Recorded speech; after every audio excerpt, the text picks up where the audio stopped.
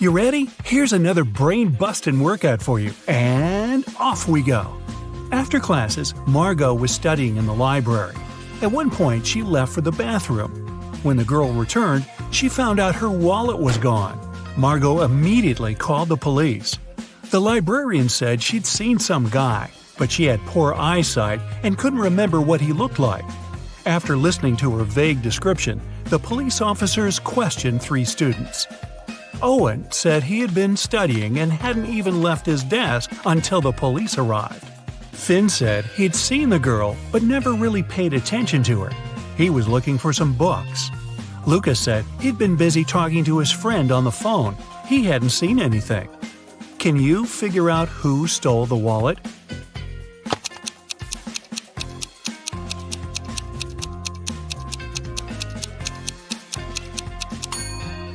It was Luca. He said he'd been talking on the phone, but it's prohibited in the library. If he had used his phone, he'd have been immediately kicked out. So, he's lying.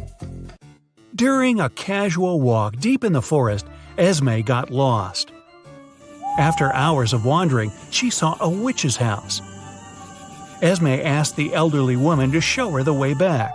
The witch refused, but she was in a good mood and offered a deal. She gave Esme 3 apples. 2 of them were poisoned and 1 was okay to eat. The girl had to pick 1 apple and bite into it. If she didn't get poisoned, the witch would show her the way home. Esme was a smart girl and managed to do it. How did she know which apple to pick?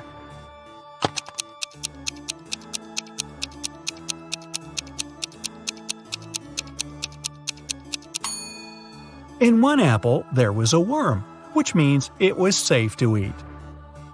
A student was having an exam and he was about to fail it. The professor decided to give him one more chance and asked the last question. It was, "What's my oldest daughter's name?" The student was puzzled. The professor decided the question was too hard and gave the guy a hint. He wrote down 3 numbers, 58, 3, and 11. Can you help the student answer the question?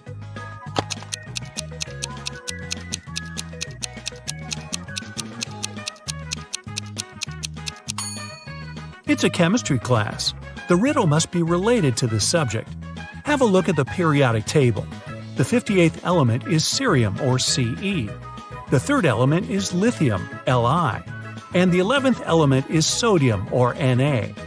If you put all of them together, you'll get the name Selena. The professor liked the game.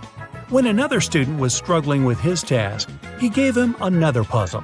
The man said, "I have daughters. All of them, except 2, have dark hair. All of them, except 2, have blonde hair. And all of them, except 2, have red hair. How many daughters do I have?" Can you help the student out?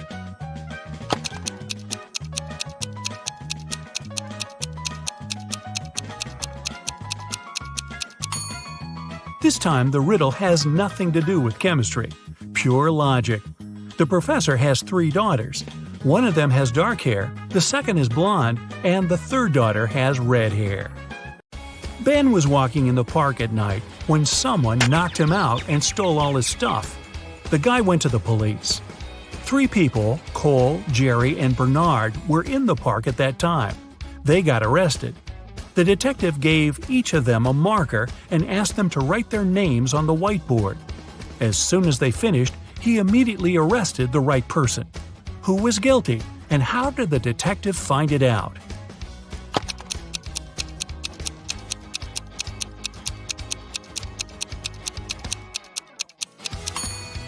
It was Jerry. Ben was hit from the right. It means the person who did it was left-handed. Among the 3 suspects, that's only Jerry. Really? Ben and Jerry? I think I need some ice cream. A member of an expedition to the South Pole found himself in a frozen cave. He didn't remember what had happened, but he knew he had to get out. The man saw 3 doors and a note saying what was behind each of them. Behind the first door, there was a hungry polar bear. Behind the second door, there was a room filled with poisonous gas. And behind the third, there was a room with sharp icicles falling from the ceiling every second. Which door should the man choose to survive?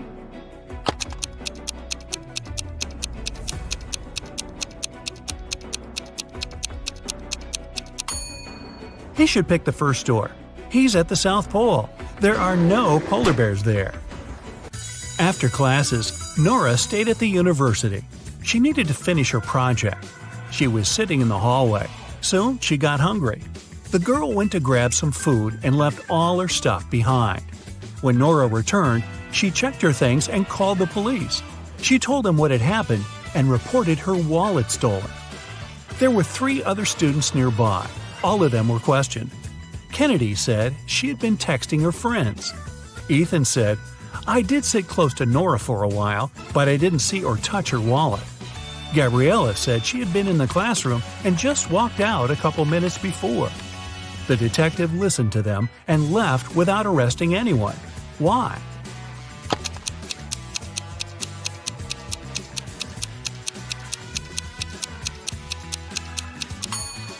The detective remembered that Nora had gone to get some food.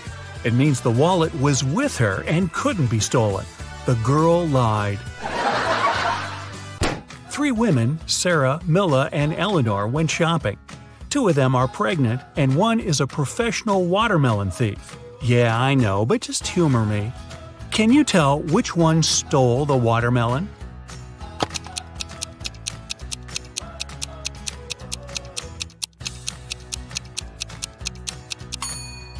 It's Milla. She's wearing heels. It's not the kind of shoes pregnant women would wear. Aurora was spending her summer in the countryside. She often took long walks in the forest alone. One day, she saw a huge mansion.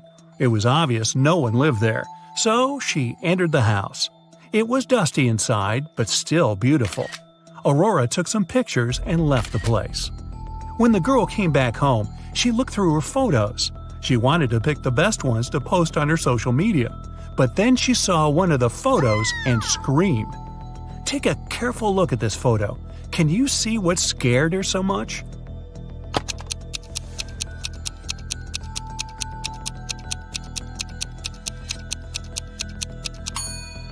Aurora noticed she, herself, was in the photo. But it's impossible. She was alone in the house. Stella and Adeline were sisters. Their grandmother once presented Adeline a bracelet. But both girls loved this piece of jewelry very much. So sometimes Stella snuck into her sister's room and borrowed the bracelet. One day, Adeline came home and noticed the bracelet was gone. She knocked on her sister's door. Stella opened the door, realized it was her sister, and shut it again. In a couple of minutes, Adeline managed to break into the room. She started searching for the bracelet. Stella told her that this time she hadn't taken Adeline's jewelry. Adeline didn't find anything and had to leave. But on her way out, she remembered something and managed to get her bracelet back. Where was it?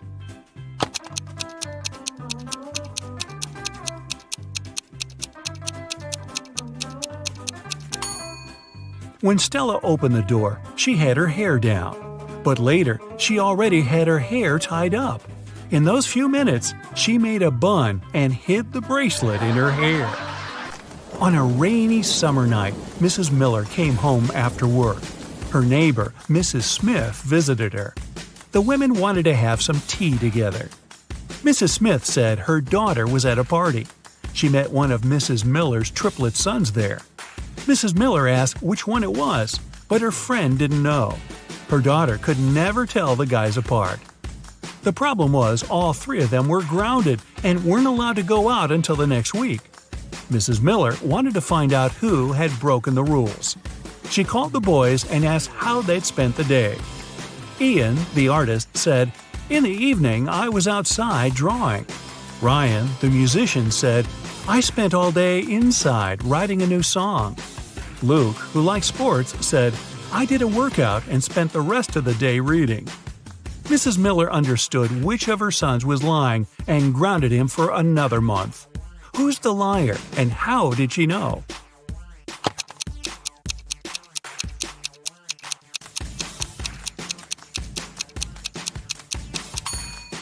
Ian lied. He said he had been drawing outside. but it was raining. Another day, another walk in the forest, and Esme got lost again. And still, she managed to find the way to the witch's house. This time, the woman had another task for Esme. The witch gave Esme a candy bar and a knife. She was going to perform 7 tricks. After each of them, Esme had to give her 1/7 of the bar. But there was a catch. The knife was magical and could only make 2 cuts. It was also impossible to break the bar or cut it without the knife. How did Esme fulfill these conditions and return home?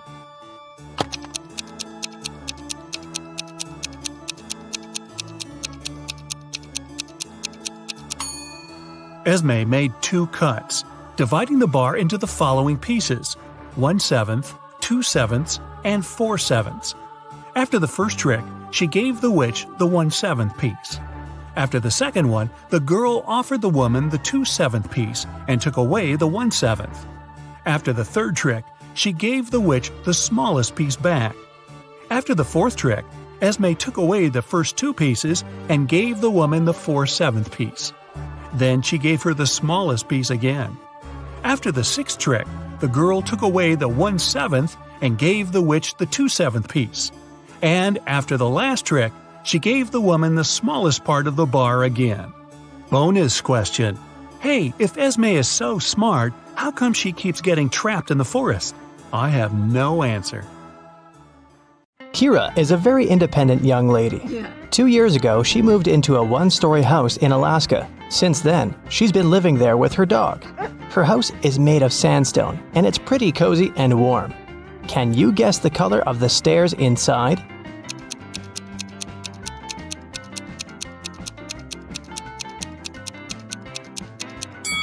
There are no stairs in a 1-story building. One day, Kira went to town to buy some dog food and meet with her sister, Mia. They went for a walk and stopped in front of these 2 houses. In each house, a family with 2 pets with dogs or cats lived there. Kira told Mia 2 facts about those houses. On the left, the family has a dog that likes dry food, but the other pet loves canned food. And the family in the house on the right has a 7-year-old dog and a newborn pet. Mia asked Kira, "Do both families have a cat?" Kira replied, "I'm not sure, but if you manage to guess the house with the cat, I'll give you $100. Can you guess which family is more likely to have a cat?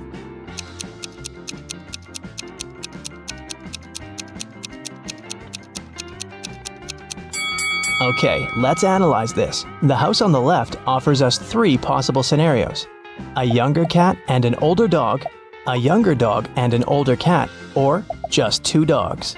We can't consider a cat-cat option because Mia mentioned that there was at least 1 dog in that house. Now, all these 3 options are equally possible, and 2 of them include cats, so the chances of a cat living in that house are 2 out of 3. As for the house on the right, there are 2 possible scenarios. Since we already know that the older pet is a dog, here's the first possibility. The younger pet is a cat, and the older animal is a dog. And the second possibility suggests that there are just 2 dogs. So, here, the chances are 1 in 2. That's why Kira should choose the house on the left. This way, her chances of winning are higher. Mia invited Kira to visit her workplace. She's a manager in a luxury resort hotel. The building has 7 floors. 5 people are now staying in the rooms on the first floor, and on each next floor, there are 3 people more than on the previous floor. Can you figure out which floor the elevator is called most often?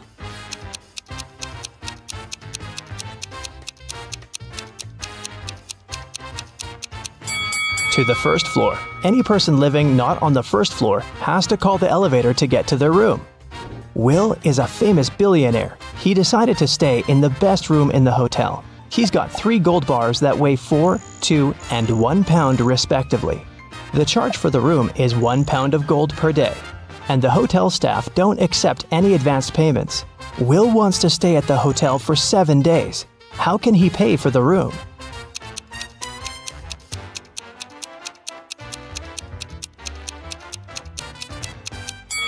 Here's the scheme. On the first day, Will should give them his 1 pound bar. On the second day, he should give the 2-pound bar and take his 1-pound gold bar back. On the 3rd day, Will should pay with the 1-pound bar again. And on the 4th day, the guy should give the 4-pound bar and take both the 1 and 2-pound gold bars back. On the 5th day, he can pay with the 1-pound bar. On the 6th day, he can give them the 2-pound bar and take the 1-pound bar back. And finally, on the 7th day, Will should pay with his last 1-pound gold bar. Will offered Mia a deal. If you crack my riddle, I'm going to give you the biggest diamond from my collection. He arranged these matchsticks in a square, which contained 4 smaller squares. Can you remove only 2 matches so that there's only 2 squares instead of the 5? Mia nailed it right away. What about you?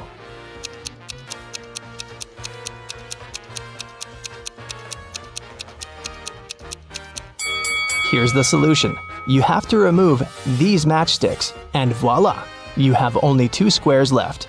Then Will offered Kira an opportunity to win a fortune. There are 100 precious red stones and 100 simple white stones in his collection. The billionaire gave the girl 2 different bags labeled heads and tails. She can put the stones wherever she likes. Then, Kira has to flip a coin and choose a stone from the corresponding bag, heads or tails. If it's a red one, she will receive all the precious stones, but if she picks a white stone, she'll get nothing. How should Kira distribute the stones to increase her chances of winning?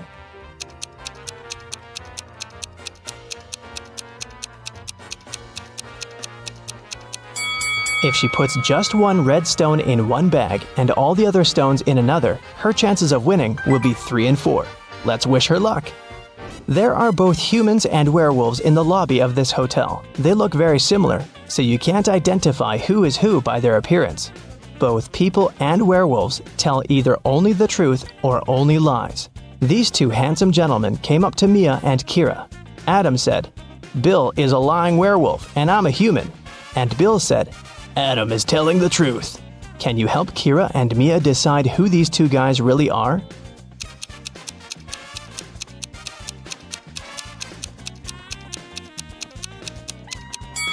We know that they cannot tell half-truths. So, Adam's statement is only true if both parts of it are true. Let's suppose that Bill is an honest human. Then Adam should be honest too. But Adam called Bill a liar, which creates a conflict. It means that Bill's statement cannot be true. So Bill is a liar. And knowing that, we can conclude that Adam is a liar too. But what about their nature? Are they humans or werewolves? Adam's first statement is a lie, which means that Bill is not a werewolf. Therefore, Bill is a lying human. And the second part of Adam's statement means that he's a lying werewolf. Adam and Bill invited Kira and Mia for dinner. When they asked the ladies about their parents, Kira replied, "We have the same father and mother, and we were both born on the same day." Adam asked, "Are you twins?" Mia replied, "Nope, no we're not." How can this be possible? Have you guessed?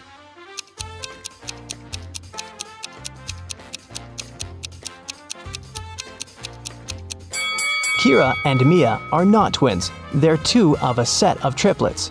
They have a 3rd sister, Sophie. Hi. Kira and Mia went to the swimming pool. They saw 10 swimmers chilling on sunbeds near the pool. 2 of them decided to jump into the water. How many swimmers remained near the pool at that moment?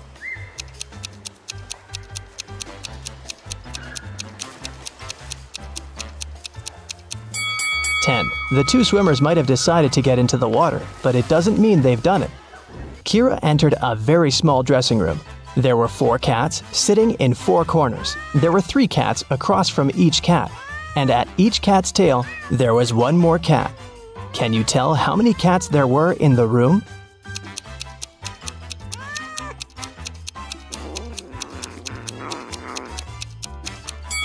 The room was very small. Each cat was sitting near the tail of the cat from the neighboring corner. In the ladies' room, Mia met this weird woman standing in front of the mirror and applying some lipstick on her forehead. Can you guess what's going on?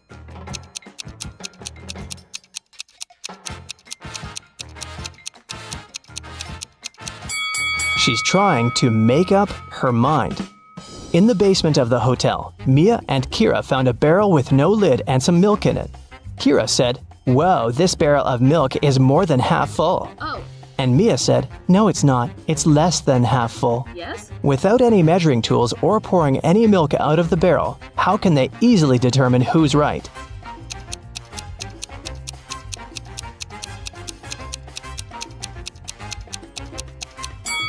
They should tilt the barrel until the milk touches its lip. If the bottom of the barrel is visible, it's less than half full. And if the bottom is still completely covered with the milk, then it's more than half full. A large group of students came to a scientific conference held at the hotel. 280 students study chemistry, 254 students study physics, and 280 students study biology. At the same time, 97 students study both chemistry and physics, and 138 students study both physics and biology, and 152 students study chemistry and biology. Also, there are 73 students who study all three subjects. Can you figure out the total number of students at the conference?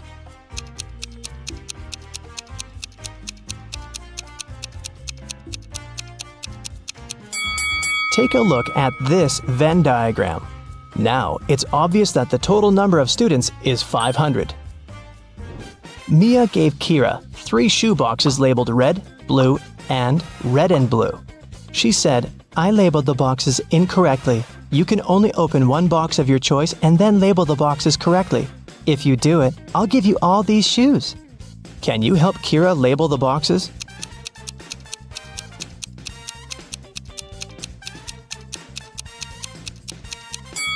Kira should opt for the box labeled red and blue. Since the boxes are labeled incorrectly, this box will contain either red shoes or blue shoes. Let's suppose that Kira found red shoes inside the box. Now she can remove the red label from the wrong box and put it on the correct one. Meanwhile, the box labeled blue cannot have blue shoes inside. Neither can it contain red shoes. It means the blue box must contain both red and blue shoes. Now, Kira has only one remaining box that she can label as blue, and if inside the red-blue box there's a pair of blue shoes, Kira can use the same logic to label the remaining shoes. Take a look at the table. How many matches can you see?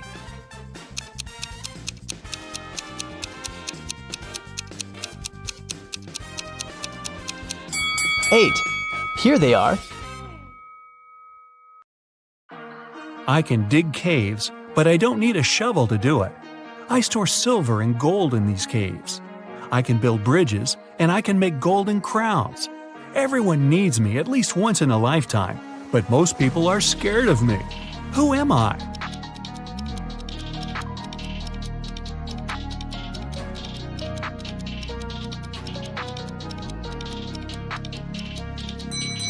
I'm a dentist. The mystery of growth. When Mike was 15 years old, he hammered a nail into a cherry tree in his grandmother's garden. He wanted to mark his height. 10 years later, he returned to see if the nail was any higher. If the tree grew 1 inch taller each year, how much higher would the nail be?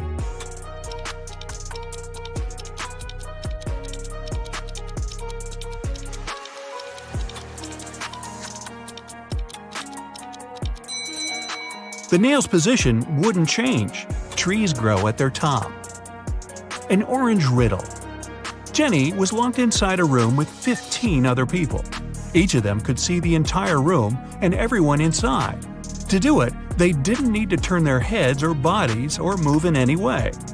To get out of the room, Jenny had to place an orange in such a way that everyone but one person could see it. The girl managed to do it, but how?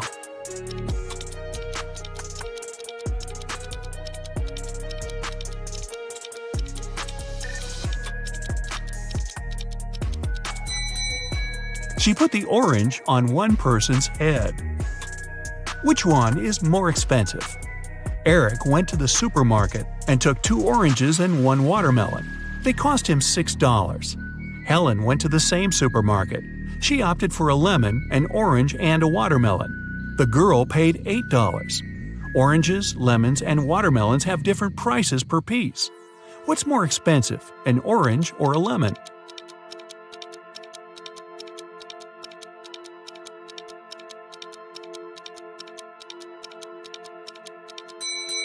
Eric had 2 oranges and a watermelon, which cost him $6. These two kinds of fruit have different prices, so it can't be 2 plus 2 plus 2. The only other combination is 1 plus 1 plus 4. Then, a watermelon costs $4. Helen paid $4 for the watermelon and $1 for the orange. It means the lemon cost her $3, which makes it more expensive than the orange. The worried wife. Jason got into a car accident and lost his memory. When he came around in his hospital room, he saw 3 young women near his bed, but the man couldn't remember who they were. Each of them claimed to be his wife. The doctor told him Jason had to stay in the hospital for at least 1 more week. "Sweetheart, what am I supposed to do if you never remember me?" The woman on the left was sobbing bitterly. "Honey, I'm so worried. Let's go home. I don't like it here. I'll take better care of you at home," the one in the middle exclaimed. The girl on the right was furious. "They're trying to steal you from me. Let's leave this place right away." Which lady is the man's wife?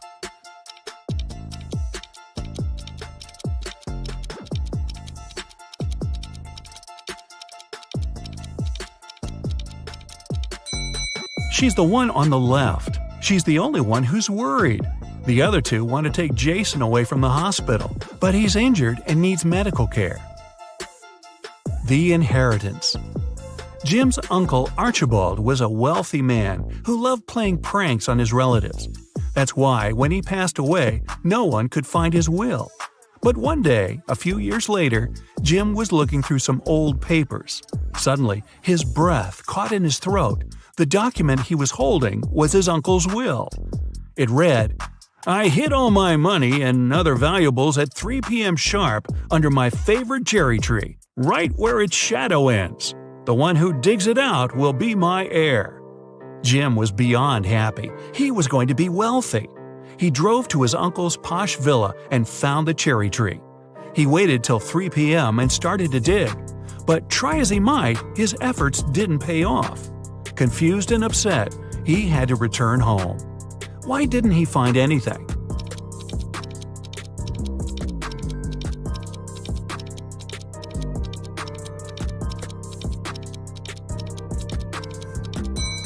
It's been several years since Jim's uncle hid his valuables.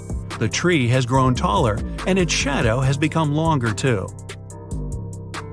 Who's poor? These 2 girls are putting on their makeup and getting ready to go out and have fun. They're using pretty much the same things: lipsticks, cosmetics, clothes. Their phones look similar too. But one of these girls is poor. Who is it?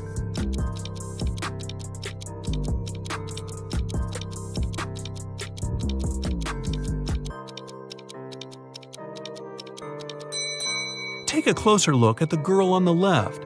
Her phone gives her away. It's an obvious knockoff. But then again, she saved some money. She won't be poor for long. Who is it? Mark and Liza had been dating for 2 years. One day, the guy came to his girlfriend's house. He was going to propose to her. But when he made it there, he found Liza with another man. Mark was furious. The other guy got scared and rushed out of the house. Liza was shouting it was her brother, but Mark knew better. Unfortunately, he hadn't seen the guy's face clearly. When he ran outside, he saw 3 men. Which one is Liza's lover?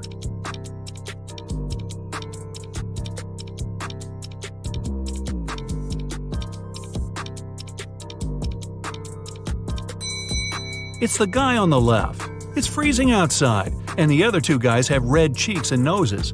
But the third guy's face is pale because he just left a warm house. A weird choice. Every day, Mark rides his bike to the railway station to get to the college. There are 2 stops near his home.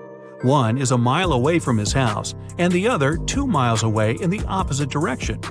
In the morning, he always gets on the train at the first stop, and in the afternoon, he gets off at the second. Why?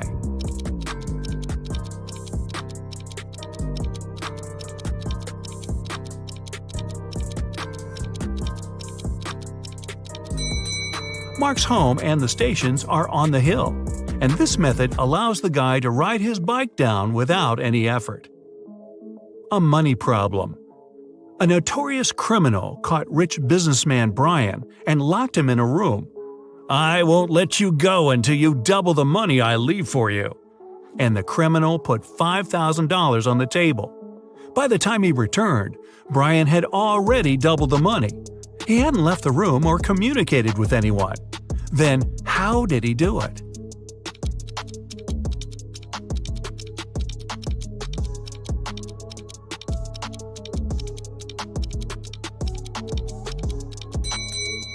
He put the money in front of the mirror. A realization. 3 friends fell asleep under a tree in the countryside. While they were resting, a boy painted mustaches on their faces. Once the men woke up, they started to laugh. But then, all of a sudden, they stopped. Why?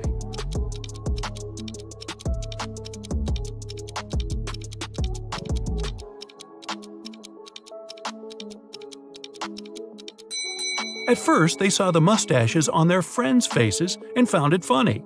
But then, they realized their friends were laughing too. It meant they had mustaches on their faces as well.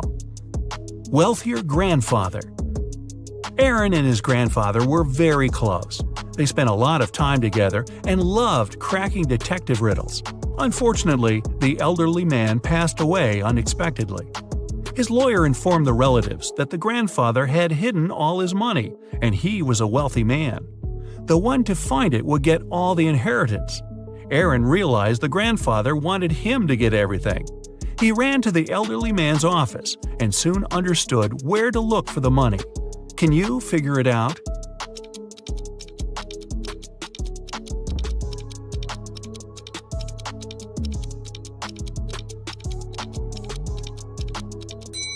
There's a cross drawn on the picture with a fountain. That's the fountain from their garden. Aaron has to look for the money there. Trapped in a well. James was a famous detective who could crack even the trickiest mysteries. Once, he was investigating a case and found some crucial evidence. The next morning, he woke up in a well. It was old and deep, but luckily not filled with water. On the flip side, there was no way the detective could get out to the surface. Suddenly, James saw his main suspect's face at the top of the well. "You won't live long enough to rat me out," the man shouted. And then, the detective felt soil falling on his head. The guy was going to bury him alive. But in an hour, James was already out of the well and running away. How did he manage to get out?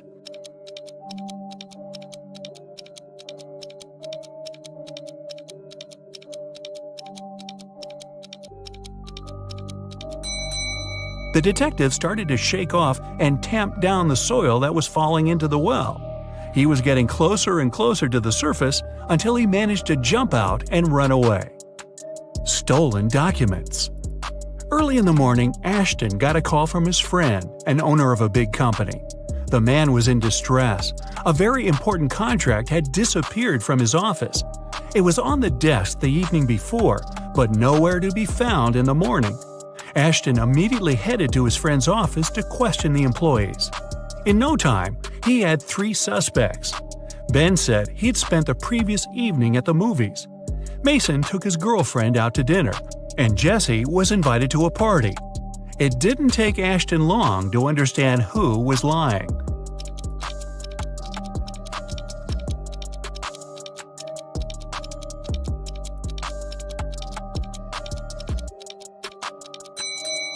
It was Ben. His ticket wasn't torn, so he didn't actually go to the movies. Real or fake? Paul decided to visit his elderly aunt he hadn't seen for several months. But when he got to her house, he saw 2 men wearing construction worker uniforms. They were moving out some furniture. "What are you doing here?" Paul asked.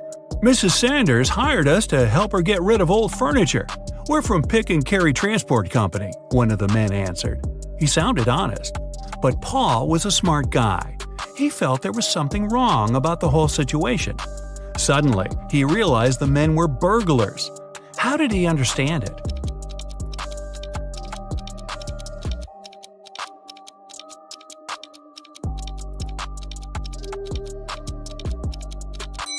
There was no company van near his aunt's house, just a dark car with tinted windows.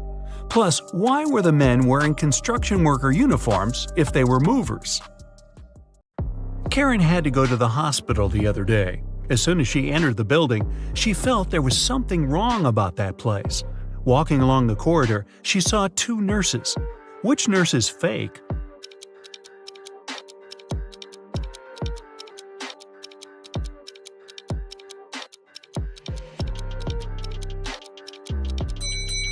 The one on the right. Look, her shoes are dirty and she barely knows how to hold a syringe. Stay away from her, Karen. Adam is a successful IT specialist who works 24/7 from home. He rarely goes anywhere, but a week ago, he decided to go on vacation. He packed his bags and left. A week later, when he came back, he instantly noticed there was someone in his apartment while he was away. Since he lives alone, he immediately called the police. Why?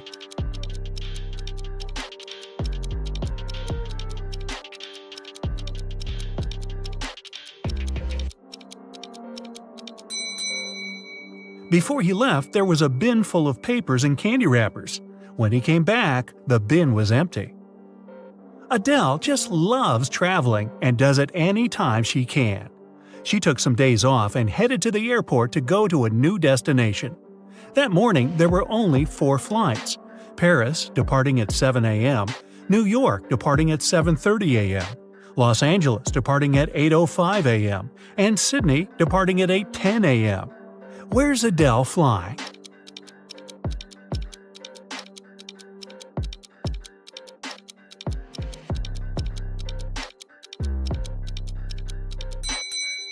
To Sydney. Look at her suitcase. It has several stickers on it. A sticker with the Statue of Liberty means she's already been to New York. The one with the Eiffel Tower means she's traveled to Paris. And look at the I Love LA sticker. Hey, have a good time in Australia, Adele. Ryan owns a multi-billion-dollar corporation. It's been several months since he started searching for a new head of one of the departments, but he still hasn't found one. Looking through the new CVs his secretary left on his desk, he realized one candidate lied about their experience. Who was it?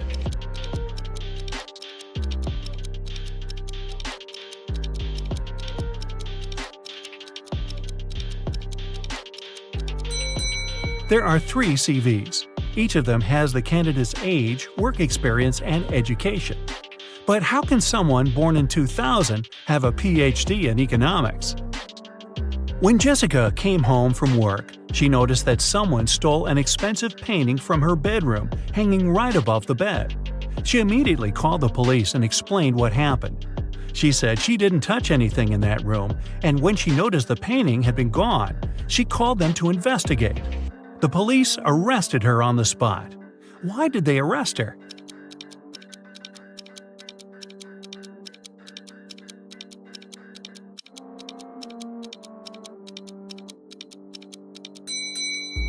Jessica said she hadn't touched anything, but the bed is perfectly made. If there had been a robbery, the bed would have been a mess. It wasn't possible to get the painting without stepping on it. A wicked troll caught Marge and locked her up in one of the rooms in his castle. He said it was impossible to get out of that room even though there were 3 exit doors. All of them were equipped with motion sensors. If Marge opens the first door, it'll start a mechanism that fills the room with toxic gas. If Marge opens the second door, it'll start another mechanism. A motion sensor will see the movement and a super heavy weight will fall down immediately. Behind the third door, there's a swarm of venomous mosquitoes no one can get through. Despite it all, Marge managed to escape. How did she do it?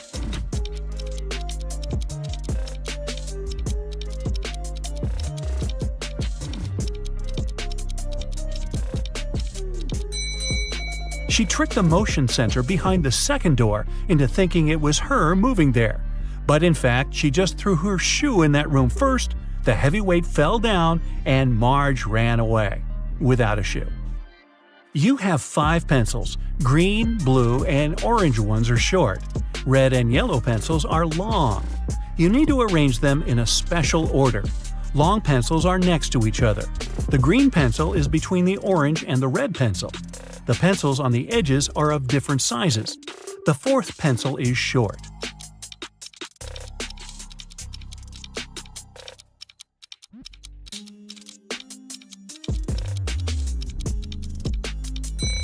The correct order is yellow, red, green, orange, blue.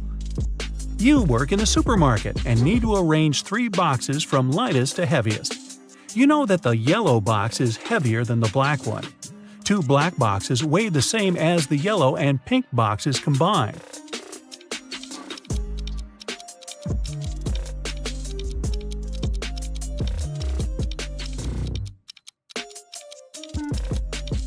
Okay, this was pretty simple. First goes the pink box, the lightest one.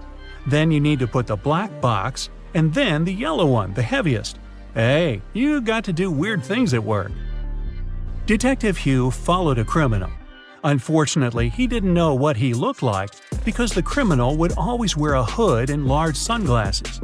The detective knew exactly that he was hiding in one of the 3 houses in Maple Street. When Hugh came up to the first house and knocked on the door, a man opened the door and said he lived alone. He also said it had been several days since he last left home. He claimed he didn't know anything about that criminal. The detective inspected the house and instantly realized the man was lying.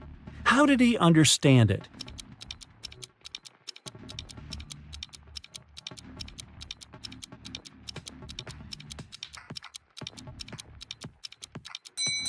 There's an umbrella hidden behind the sofa.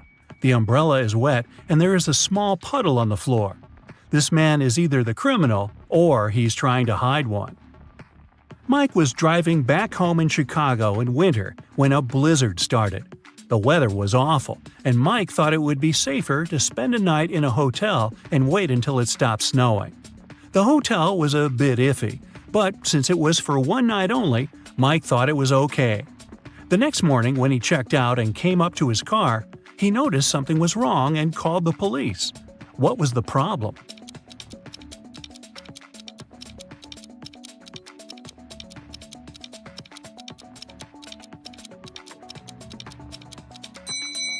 The car is covered with snow. It's okay since it's been snowing all night long, but the windshield is clean, which means someone must have taken his car.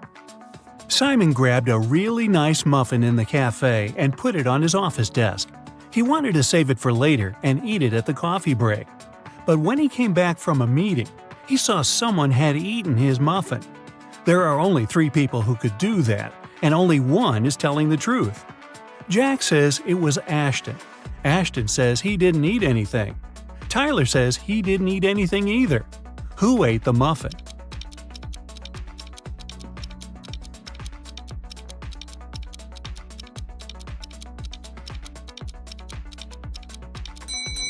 It was Tyler. Only one person is telling the truth, and it's Ashton. If Jack or Tyler told the truth, then it would be 2 people who were telling the truth. But Simon knew only one person wasn't lying. A vampire recently moved to a big city where nobody knew him to start a brand new life. Still, he just couldn't help it and started biting locals every single night. People got scared and asked Detective Ryan to help them out. A couple of days later, he already had 3 suspects. All of them recently moved to that city.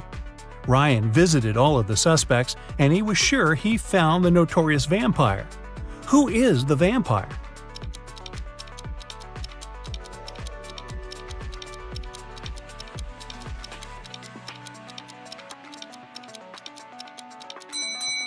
Well, the man on the left has loads of garlic in the kitchen, and vampires can't stand it. The second suspect has lots of silver cutlery in the kitchen, and he doesn't mind eating with a silver fork. No vampire can do that. The guy in a hoodie is the vampire. Hey, looks like someone has to move again. A man went to a houseware store to grab something for his new apartment. If he grabs one good, it costs $1. If it's 13, it costs him $2. If it's $138, he'll pay $3. What did he buy?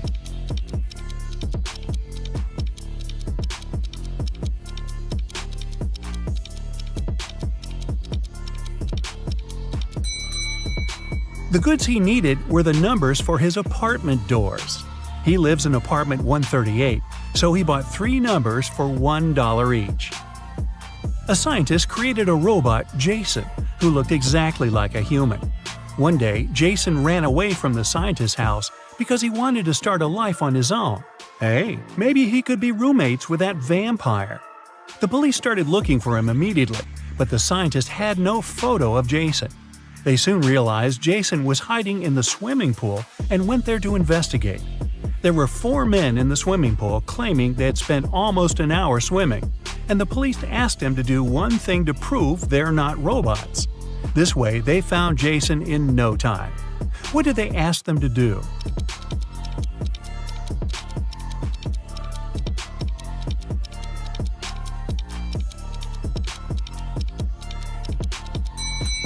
They asked them to show their hands. Those who had wrinkly fingers after swimming were real people. The one with smooth hands is a robot. Emily told her boss someone had stolen the report she prepared for the meeting. She also added that she had noticed someone come in wearing a hoodie to hide their face, a black tracksuit, and gloves. This person also had a ring with a large gem. The boss didn't believe her. Why?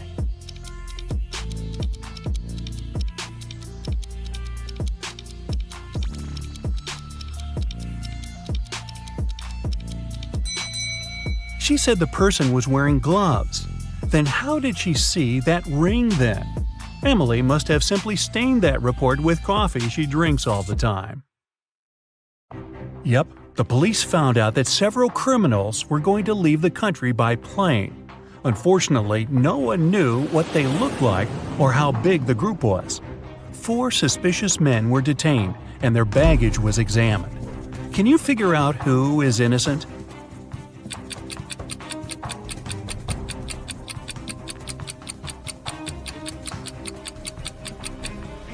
Why would a bald man need a shampoo? A supposedly blind person with a flashlight? Toothpaste without a toothbrush? It seems only the man on the left isn't a criminal. Anne invited her friends to spend a week in her house. The young people were having tons of fun. The day before they had to leave, a terrible storm started. It was pouring with rain. Strong winds were breaking trees, tearing down power lines, and causing power outages all over the place. The next morning, the weather was better, but Anne discovered that her favorite ring with a diamond her granny had left her many years ago was missing. She asked all her friends to come to the living room. "I can't find one thing that's very important to me. Can you tell me what you were doing yesterday?" Megan answered she spent most of the whole day in her room reading. Walter said, "I was practicing my electric guitar in the garage." Marie told Anne she didn't even know what the ring looked like.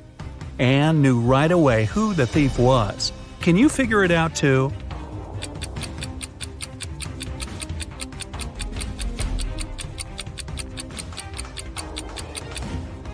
There was a power outage. It means Walter couldn't be playing an electric guitar. And Anne said nothing about the important thing being a ring. So how did Marie know it? Walter and Marie stole the ring together. A jewelry store manager called the police. "Help!" he shouted. "My store has been robbed!" When the officers arrived at the place, they couldn't see the man. Suddenly, they heard someone banging on the door.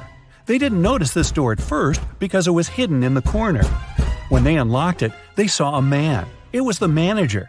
"Someone locked me in here. It must be one of the shop assistants." The police officers asked the man to call his employees. They were going to question them. "Just a second, I can't find my phone." "Ah, here it is."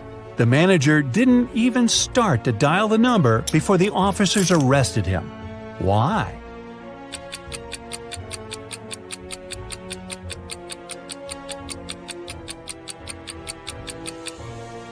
If he was locked in the room and the phone was lying on the counter, how could he call the police?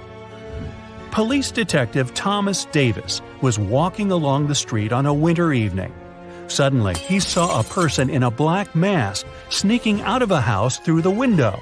They were carrying 2 large bags. The detective realized it was a burglar. He ran after the stranger, but they turned the corner and disappeared. Thomas understood the criminal had hidden in one of these houses. But which one?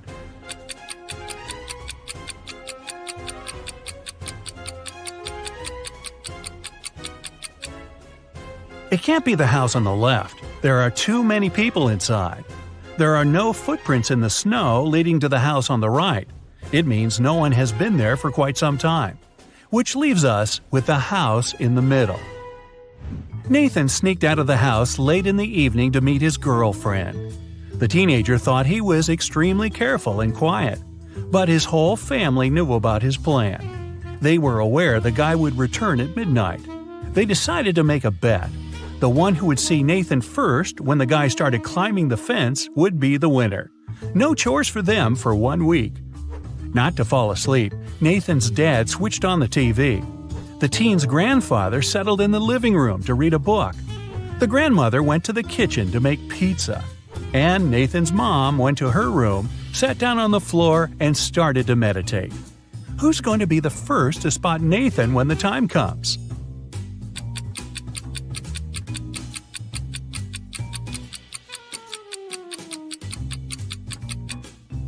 Nathan's mom. Her eyes will be used to the darkness, and she will see better than the others. A family with 2 teenage children went on vacation to the seaside. They lived in a small bungalow almost right on the beach. Everything was great at first, but 2 days after their arrival, the younger son went missing. The police had 4 suspects. They invited the guy's family to look at them. Maybe they could recognize someone. The teenager's mother didn't need more than a glance before she knew who was behind her son's disappearance. Who was it?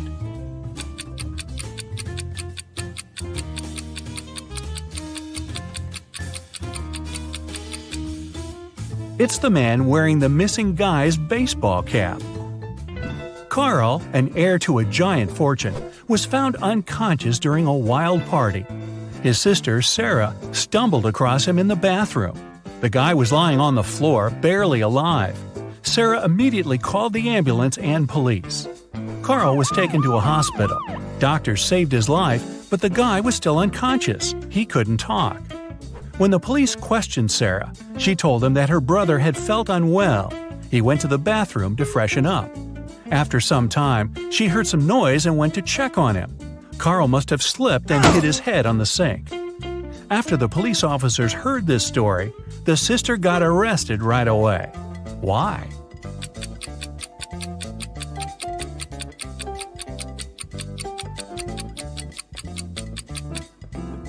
For one thing, it happened during a loud party. How could the girl hear any suspicious noise? Carl was also lying too far away from the sink, which was on the other side of the bathroom. Boy, with a sister like that. Look at this picture and try to figure out who is from the future.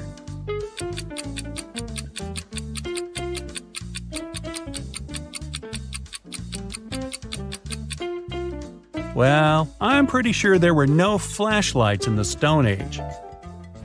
All the people working in the office, Janice, Brian, Teresa, Sean, and Roy, used the fridge in the kitchen to store their lunch. On Friday, Janice opened the fridge to get her bacon and cheese sandwich she brought from home. But it wasn't there. Someone had eaten her lunch. Who was it?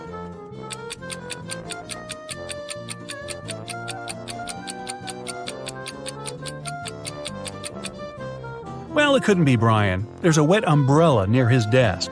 He has just come in. Teresa is a vegan. She eats neither cheese nor bacon. Roy is on a diet, and such a sandwich is by no means light food. This means Sean was the one who stole Janice's sandwich. You bad boy. When Joe came to work, he saw his safe was open. All the money and important documents were gone.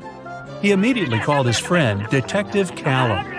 When the man arrived, Joe told him, "I think it was one of my employees. They must have borrowed my key and opened the safe." Callum questioned the 3 people who worked for Joe. Wayne said, "I don't even know what the safe looks like. And of course, I don't know which key opens it." Austin said, "I'm Joe's assistant. I do have the second key to the safe, but I was on holiday and just returned." And Julia just said, I can't prove it, but I didn't do it. Who's lying?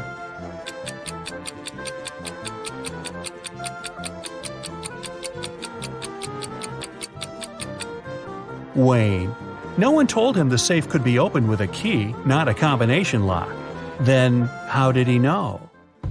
Someone stole several expensive t-shirts in a designer clothing store. The manager told the security guard he had half an hour to find the thief.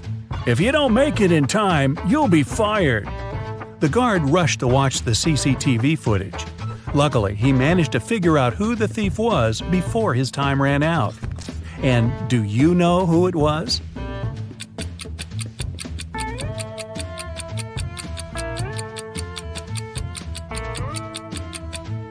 It's the man in the dark blue sweater.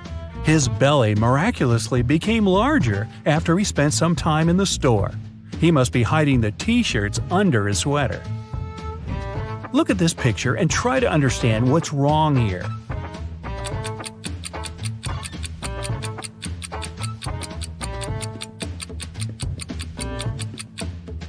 The reflection in the mirror is all wrong. Terry was sailing around the world when his yacht got caught in a terrible storm. At one moment, the guy hit his head against the mast and lost consciousness. When he came around, he was on a beach. Unfriendly-looking locals had gathered around. Soon, Terry figured out they really didn't like strangers.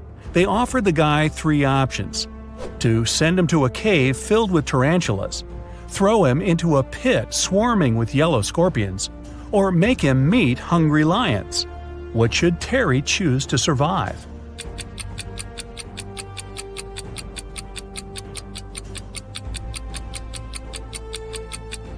He should opt for tarantulas. These creatures look terrifying, but they are mostly harmless to humans. Mostly. Captain Jack was a feared pirate who had robbed thousands of ships. He did it with the help of just one small trick. It allowed him to approach any ship from any country close enough to board it. What was this trick?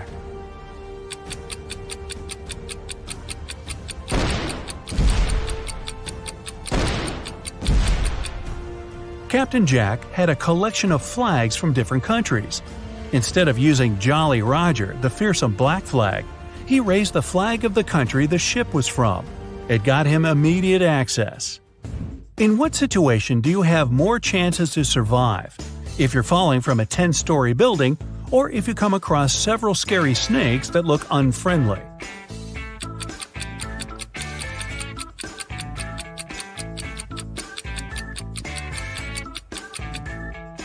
The snakes might not be venomous, then they won't cause you any harm. But if you're falling from a big height, well, only a miracle can… Nah, nothing's gonna save you. Bye-bye! Psst. Share in the comments how many of these riddles you will answer correctly. Samantha and Jack got stranded on a tiny uninhabited island. They had no radio or cell phones, so they couldn't inform rescuers about their dire situation. There were no trees on the island, so they couldn't make a smoke signal, and all around them was just sand and rocks. Suddenly, Samantha noticed a plane circling the sky in search of them. Unfortunately, it was flying too high, and the pilot couldn't see them. That's when she got a bright idea. Soon after, the plane picked them up. What was Samantha's idea?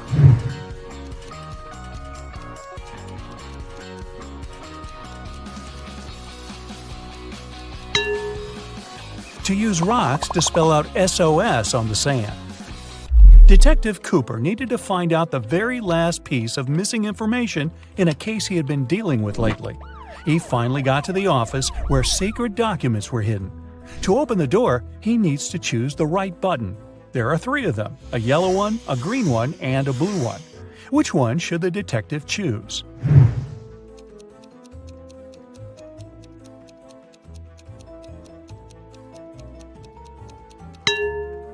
The detective needs to choose the blue button. It's pretty worn out, so it must have been used many times. Plus, there's a small note with a warning. The green button is for an emergency, and the yellow one shuts all the doors and turns off the lights in the whole building.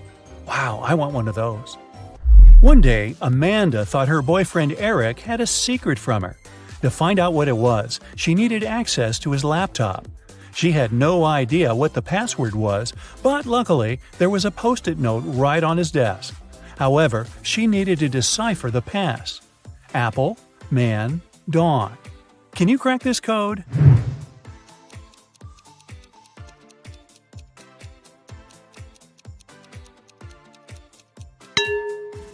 Right, it's Amanda. Her name is the code. By the way, the secret he was hiding was the birthday present Eric had been choosing for her. Well, that's what you get for snooping. Jack and Jim agreed to say yes all day long to all questions. If one of them doesn't say yes to a question, he automatically loses and must give $100 to his friend. Jim realized there was one question nobody could say yes to. What question was it?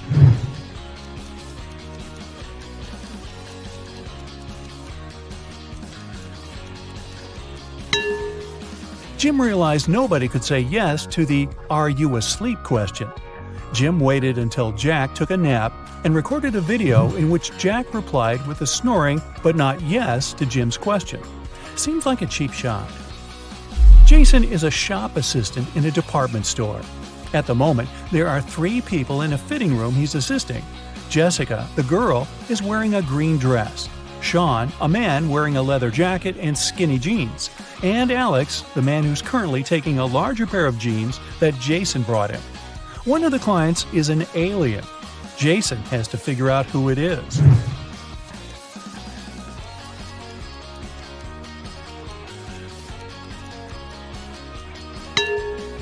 It's Alex. Take a closer look at his feet. Only a reptile or an alien could have such feet. Julian needed to find a very important document he'd lost. He looked through all the papers and finally found something that looked like the document he actually needed. However, a couple of seconds later, he realized there were 4 copies of this document looking precisely the same, or not. Can you guess which one is the real document?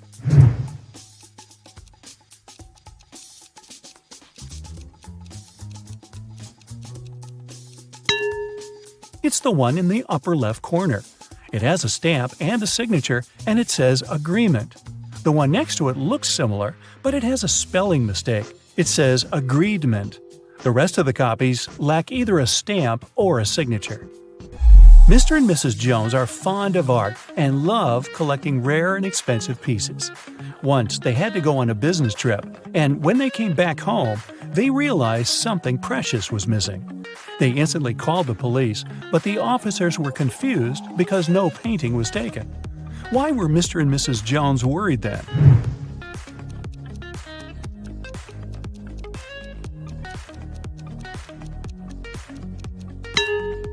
A frame was missing.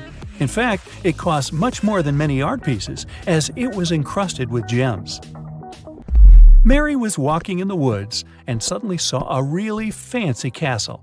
It was getting late, and she thought she might ask for a stay there overnight. It was a wicked troll's castle, and he really didn't like intruders. Mary was captured and locked in a dark room with 2 guards. Still, the troll gave her a chance to break free. There are 2 doors in the room. One door leads to freedom, and the other is locked. The guards know which door will set Mary free. One of the guards always tells the truth, while the other always lies, and Mary doesn't know who it is. She can ask just one question to one guard only. What question should she ask?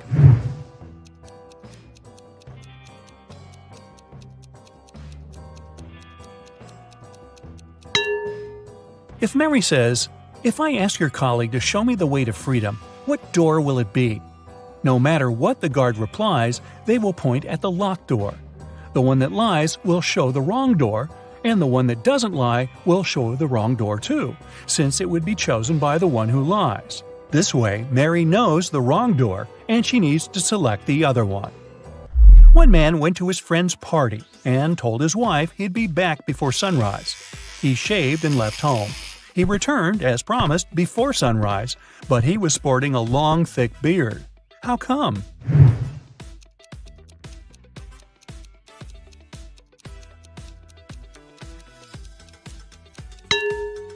The man and his wife live in a place with polar nights that last for several months.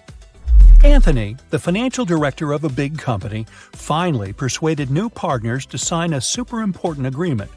He then put this document into a folder and left it on the table in his office. When he arrived at work the following day, the folder was gone. Anthony gathered all the employees in the office at the time and questioned them. The cleaning lady said she had been busy washing the floor and hadn't paid attention to anything around. The designer explained that he hadn't left his working place even once. What's more, being an artist, he didn't have any interest in agreement documents. The accountant admitted that he had entered Anthony's office to have some documents signed, but once he noticed there was no one inside, he immediately left. Who took the folder with the agreement?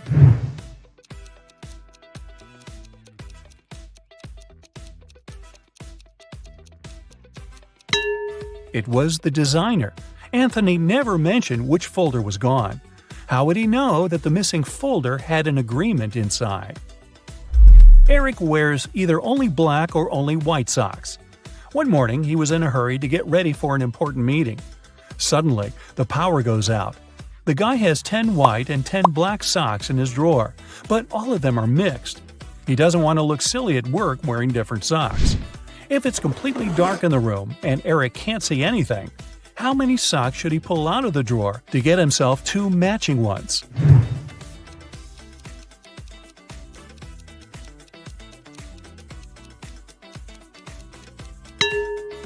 Three socks are more than enough. In a set of 3 socks, he's bound to have 2 of the same color. Jane told her boss someone had taken the documents she had prepared for the meeting. She added that she had noticed someone come in wearing a smart suit, gloves, and a black mask. This person also had 3 rings on their fingers. The boss didn't believe her. Why?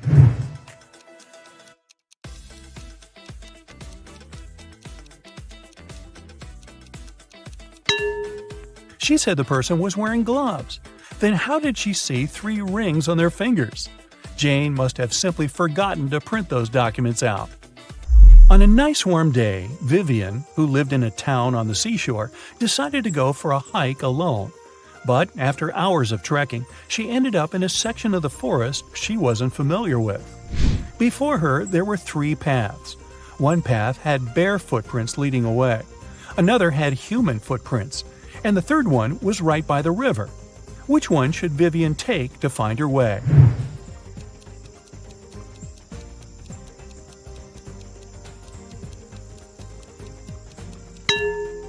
The river path.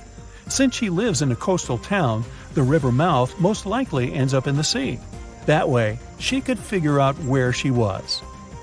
So now it's your turn. Count 'em up. How many correct answers do you have?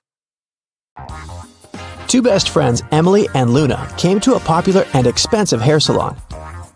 At first, the administrator told the girls they had just one available hairstylist. But after making a phone call, she happily announced she had found another hairdresser. Emily and Luna could have their hair done at the same time. But in the process, it dawned on the girls that one of the hairstylists was fake. Which one?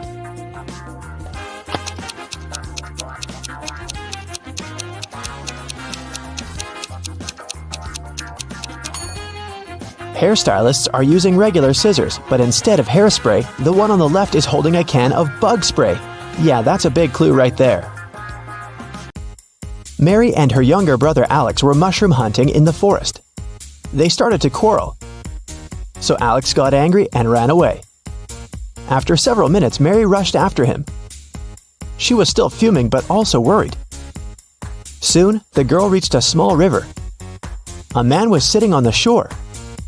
"Did you see a teenager here?" Mary asked. "Yep, he's just taken a boat and made it to the other side." But Mary didn't believe the man. Why?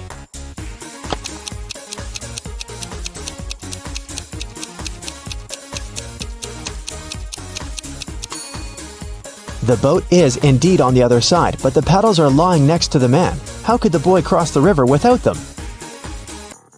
3 prisoners are sitting at a table having dinner, but one of them is wealthy. Can you guess who it is?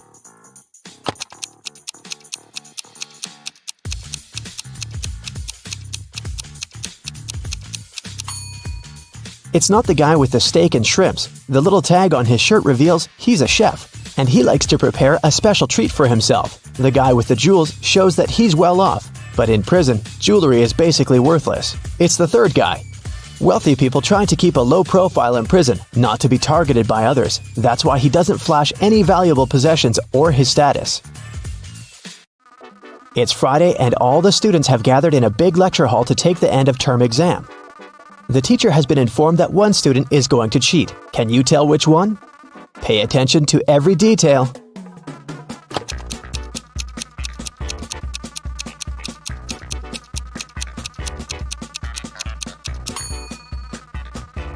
It's student C. It looks as if he's trying to remember what he's read, but he has all the answers written on his hand. Marta was walking through the park near her home in the evening. It was dark and there was nobody around. Suddenly, someone grabbed her from behind and they bolted away. Marta took off after them. She was pretty sure this person was a woman, but she couldn't make out her appearance or clothes. When Marta ran inside, she saw 3 teachers. The girl looked at them attentively and soon figured out which one of them had taken her bag. Can you do the same?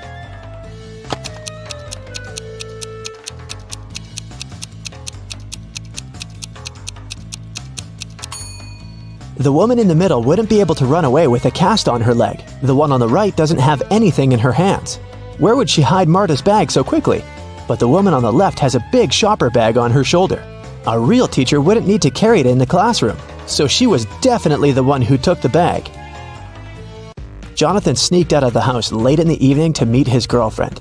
The teenager thought he was extremely careful and quiet, but his whole family knew about his plan. They were aware the guy would return at midnight, so they decided to make a bet. The one who would see Nathan first when the guy started climbing the fence would be the winner. The prize would be no chores for them for 1 week. So as to not fall asleep, Nathan's dad switched on the TV. The teen's grandfather settled in the living room to read a book. The grandmother went to the kitchen to make a pizza, and Nathan's mom went to her room, sat down on the floor, and started to meditate. Who's going to be the first to spot Nathan when the time comes?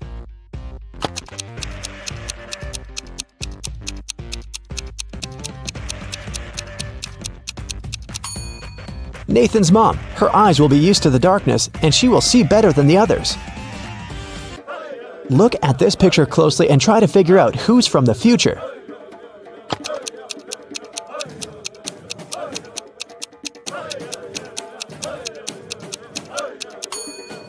Well, I'm pretty sure there was no flashlights in the Stone Age, so it has to be this guy here. Down in the Sea Kingdom, Stacy met Neptune. He was sitting on his throne, surrounded by 3 mermaids. Neptune asked Stacy to return the pearl necklace to his wife, who had recently lost it. Luke happened to have found the necklace on the shore. Can you guess which mermaid is Neptune's wife, so Luke can give it back to her?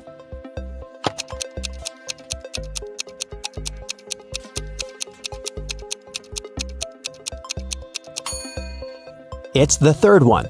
She's the only one who's wearing an engagement ring. Lisa was a famous top model. She was found unconscious in her dressing room during a photo shoot and taken to a hospital. Doctors said she had a severe allergic reaction, but when Lisa came to her senses, she insisted she hadn't eaten anything all day. The model's manager was very concerned and interrogated everyone who'd been around. Lisa's stylist said that she had applied Lisa's makeup and indeed hadn't seen her eat anything. The cleaning lady said she had cleaned the dressing room with organic, non-allergenic products. Lisa's main rival, Nora, said that she'd been watching the shooting all day long. She hadn't noticed anything suspicious. Who's the culprit?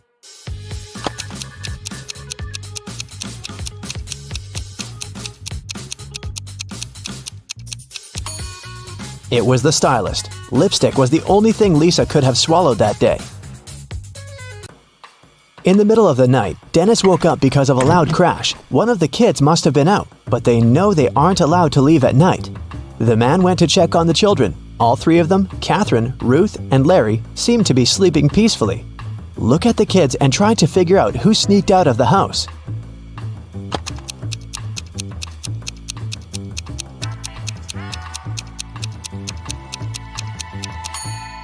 It was Ruth. There's a dirty sneaker hidden behind the curtain and several pieces of French fries under her bed. Brenda was traveling by train. It was scorching hot in the carriage. The girl took off her gold bracelet decorated with diamonds and put it on the table in front of her.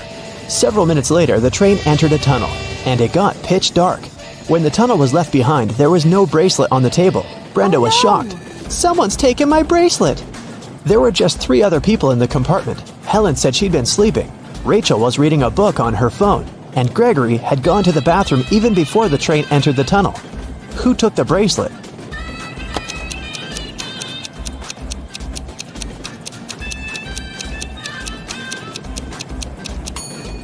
It was Helen. At first, she had her sleeves rolled up, but now they're covering her arms down to the wrists, hiding the bracelet. Sarah bought some ice cream on Saturday, but kept the flavors in secret. When she woke up on Sunday, all the ice cream was gone. She asked everyone in the house if they knew anything about it. James answered he had gone to work early that morning and hadn't seen anything. Mary said she wanted to have the new caramel ice cream in the afternoon. She felt bad she was going to miss it. John didn't even know there was ice cream in the house, but he was looking forward to trying it. Can you figure out who knows something?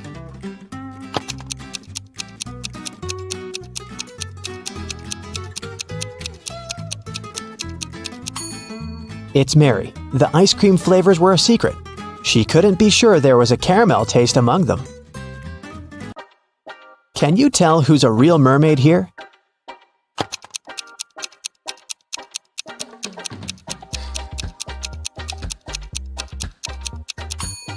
The second one is a guy, so he definitely isn't a mermaid. The girl on the right is chilling in the sun, and she's out of the water. Mermaids wouldn't do that because they dry out in the sun. So the real mermaid must be the one on the left. There were some thefts at the supermarket. There were 3 cases in total, in January, April, and June. The security camera recorded these videos. The security officer tried to have a closer look and suddenly noticed one detail. After that, the identity of the thief became clear. What did he notice?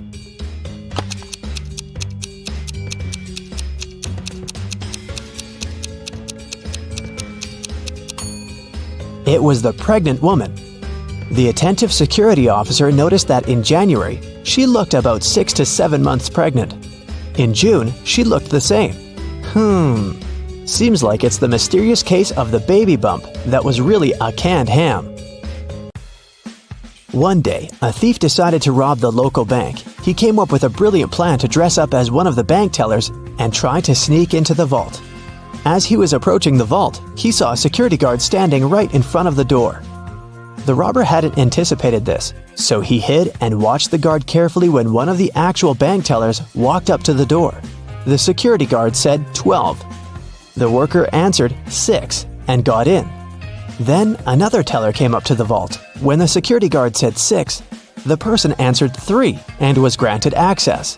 The thief nonchalantly walked up to the security guard when the guard said 10. The robber confidently answered 5. He was arrested immediately. So why was the thief's answer wrong, and what could he have answered instead?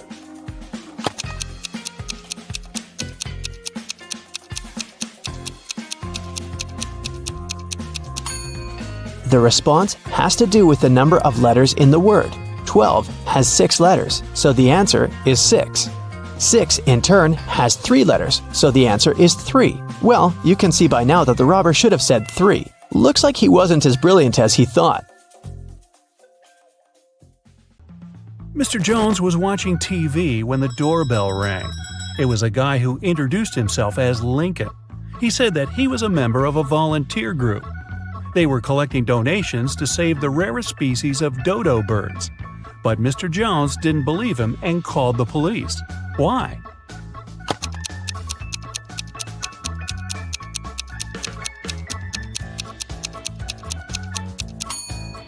There are no more dodo birds. They went extinct in the 17th century.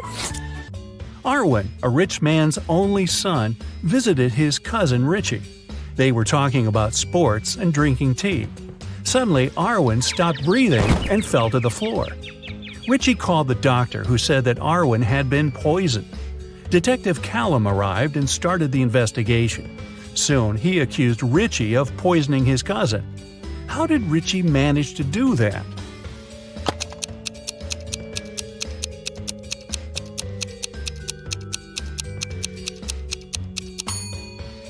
Darwin was the only one who drank his tea sweet.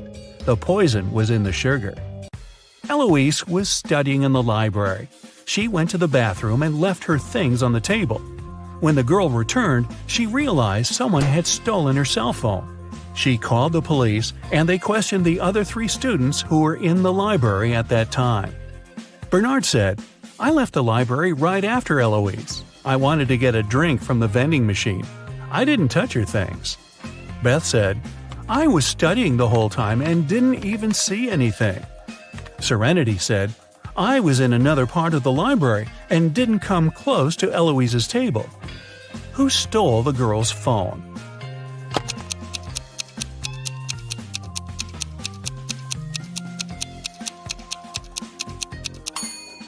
It was Bernard. He said he'd left to get a drink from the vending machine. But look, there are no drinks in there, only snacks. Samantha and her daughter Avery went to the lake to spend some time together. Yay! They found a nice spot and sat down there. A bit later, Samantha remembered she'd left her camera in the car and went to get it. When she returned, her daughter was gone. The woman called the police, and they started to look for the girl. There were 3 people nearby, and the police officers interrogated them all.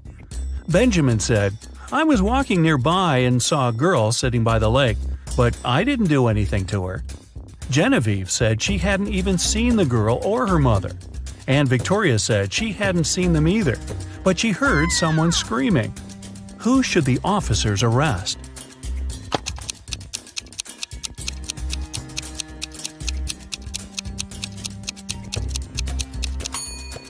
They should arrest Genevieve. Look, she's wearing Avery's scarf. Brian called the police early in the morning. He said that the night before, he and his girlfriend Estelle had been watching a scary movie together. Estelle was afraid to go home, so she stayed at his place. She was having a bad dream with zombies chasing after her, and she didn't wake up in the morning. The guy didn't know what had happened, but the police arrested him, claiming he was guilty. Why?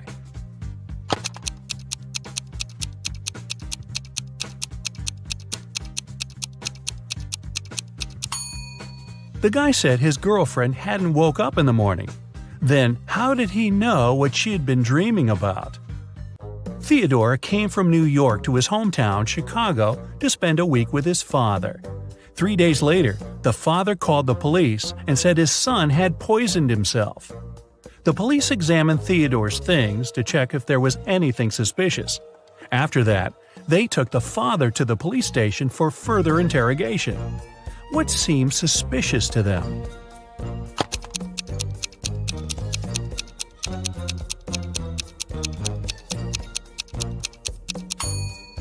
The officers found a return ticket from Chicago to New York. Theodore wouldn't have bought this ticket if he hadn't been planning to return to New York. Esme was having her usual walk in the forest. And you know what? She got lost again.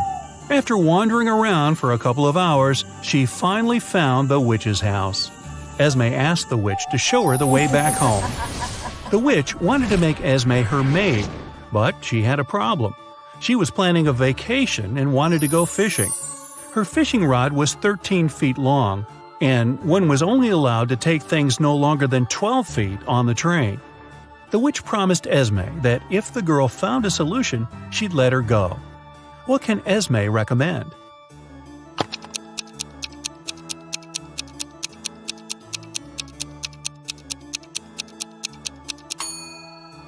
Esme was very good at geometry.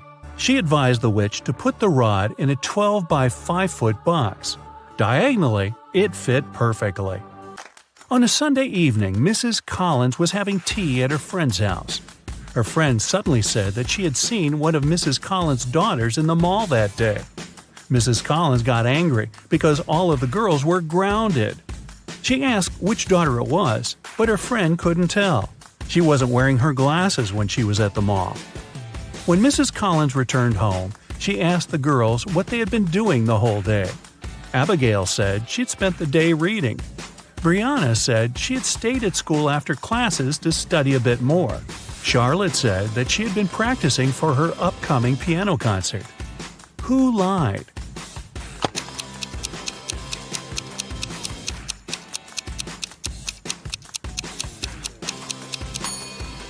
Brianna, it's Sunday. There's no school. A young girl, Tenley, was brought to the hospital after being poisoned. But the examination showed that Tenley hadn't eaten or drunk anything that day. Her sister, Kennedy, said she didn't know anything about the accident. Tenley's friend, Ruby, said, "We were at school when Tenley felt bad." Tenley's boyfriend, Archie, said, "I haven't even talked to her today." How was Tenley poisoned, and who did it?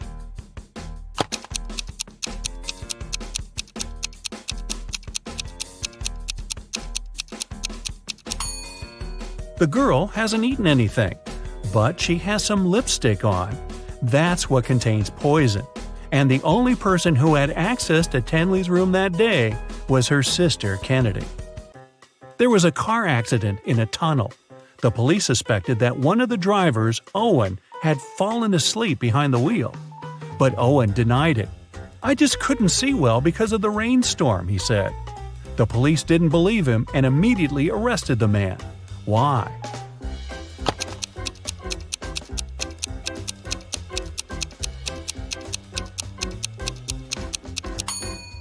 The accident happened in a tunnel. It couldn't rain there. Someone in the town was stealing cars. Every time a car disappeared, its owner would get a message from an anonymous number. In each message, there were 2 emojis that didn't make any sense. The police tracked the number, and the geolocation led to 3 houses. They questioned the owners, Mr. Walson, Mrs. Coleman, and Mr. Woolridge. Can you tell who the car thief is?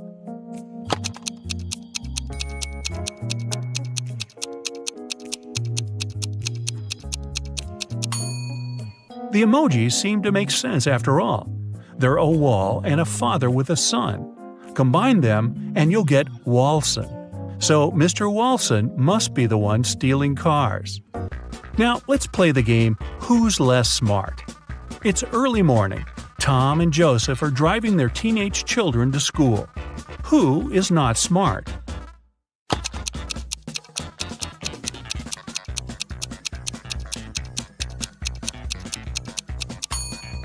Joseph. His son is not in the car. His father has probably forgotten about the poor guy. Annie and Emma are volunteering in an animal shelter. Annie is feeding the cats, and Emma is washing the dogs. Who is not smart here?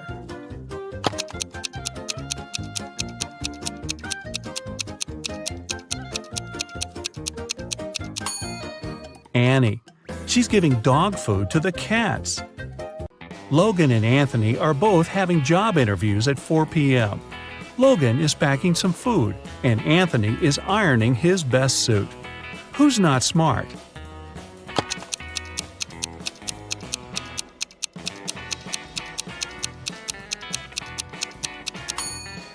Anthony.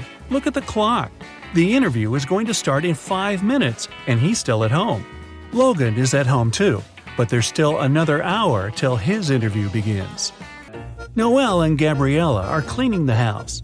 Noelle is listening to music while vacuum cleaning the living room, and Gabrielle is washing the windows. Who is not being smart?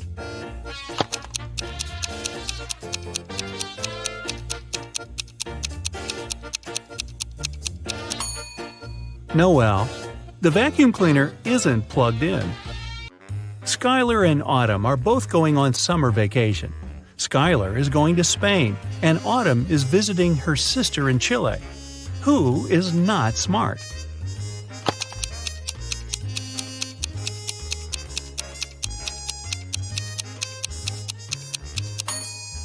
Autumn. She's packing shorts and swimwear, but she won't need them because it's winter in Chile. Both Josh and Amelia didn't sleep well because their neighbor's dog had been barking all night. Amelia asked Josh to take out the trash while she was making some coffee for them. Who is not smart?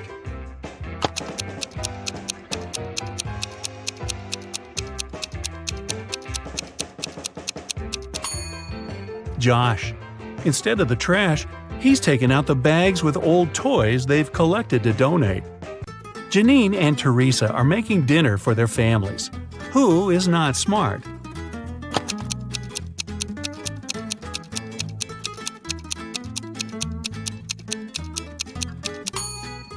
Well, they both have a problem. Janine is putting out a fire with water, and Teresa has a mouse in her kitchen and an ant in the dough. Once, a prison guard accidentally overheard very disturbing rumors. Someone was planning a prison break. The guard watched all the footage from the surveillance cameras and discovered that 2 women had been behaving suspiciously. One of them was a former bodybuilder, muscular, with short hair, and covered in tattoos. The other was quiet and reserved. She preferred to spend time on her own and sometimes cried in her cell. After watching the video several times, the guard figured out which woman was planning to escape. Can you do the same?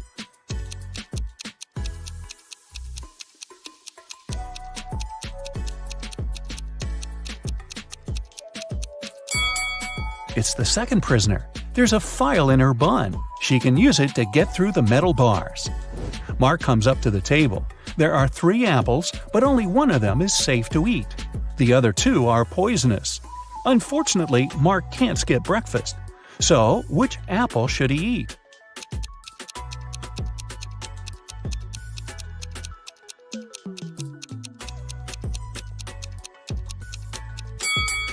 Look, this apple has a caterpillar in it. It means there's no poison in the fruit and it's safe to eat.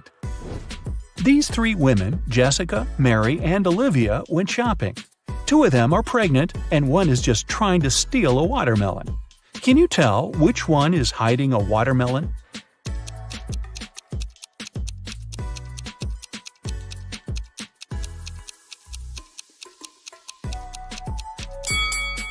It's Olivia. She's wearing heels. It's not the kind of shoes a pregnant woman would choose to wear. Nathan, a successful entrepreneur with a multi-million-dollar business, and his friend Jackson, a famous private detective, returned from a long-term trip abroad. They decided to stop by at Nathan's villa on the way to the city. When the men entered the house, though, they saw that everything more or less valuable had been taken away. The entire villa was a mess. "I've only been away for a month. What happened here?" exclaimed Nathan.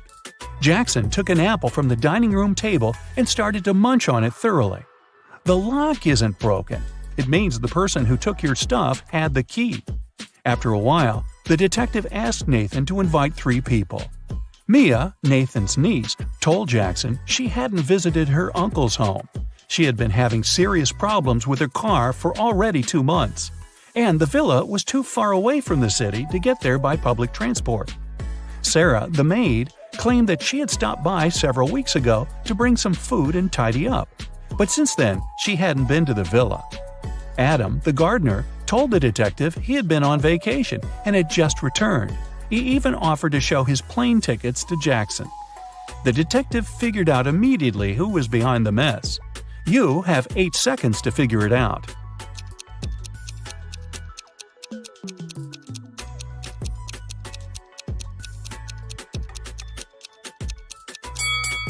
It was the maid. She said she brought food several weeks ago, but the apple Jackson grabbed from the table was perfectly fresh. Once, Ms. White heard someone crying. It was her little student, Abigail. The girl told the teacher her cookies had been disappearing from her locker. Someone had been taking them for already several weeks, but Abigail didn't know who. Ms. White decided to help the girl. They equipped the locker with a simple alarm that had to go off if someone who wasn't Abigail opened the door. They hid behind the corner and began waiting. In 10 minutes, they heard the alarm. When they reached the locker, it was already empty and there was no one nearby. But Ms. White noticed somebody disappear behind the art room door. She rushed inside, but everything looked normal. And still, the teacher needed no more than a minute to understand who had been eating Abigail's cookies. Look at the picture of the art room carefully. Can you find out the answer within 8 seconds?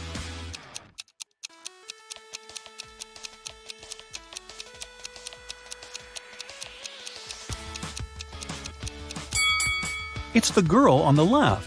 Her painting's black and white, but there are only various shades of blue on her palette. And maybe the cookie crumbs are a giveaway too. I don't know. One perfume company hires new staff. They must swear an oath of loyalty to the company if they want to get a job.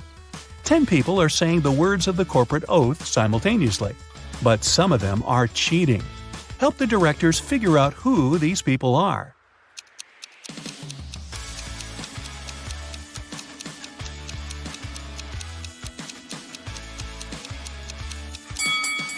This guy keeps his fingers crossed, and the man on the left is standing with his legs crossed.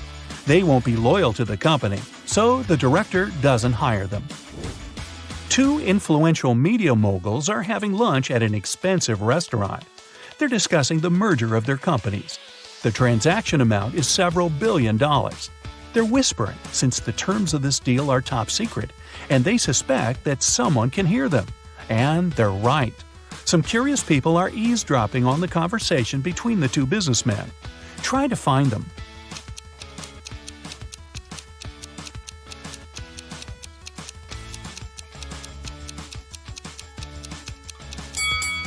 The girl at the next table is reading a newspaper that is turned upside down. She's obviously trying to overhear what the billionaires are talking about. This guy over there is listening to music, but the headphone wire is not connected to anything. Another girl is sitting at the table in the corner with a cocktail, but instead of an umbrella, there's an antenna in her glass. She's recording the conversation. "Where are my employees?" a boss shouts. He's furious because 3 people haven't come to the office. He calls each of them to find out the reason. All 3 tell him they got ill. The boss doesn't believe them, so they have to arrive at the office. Mary is wearing a warm jacket, hat, and scarf. She sneezes, coughs, and looks sick. Lori is walking on crutches. Her leg is in a cast. Sometime later, Michael appears. He's got a hand injury, and now he can't type. The boss is sure that one of them is faking. Who is it?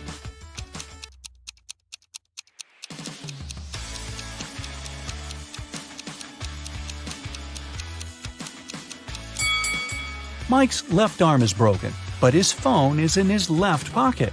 He must have used his broken arm to put it there, which means he's pretending. Apparently, he just didn't want to come to work. Ice will melt if you heat it, but if you heat me, I'll become solid. What am I?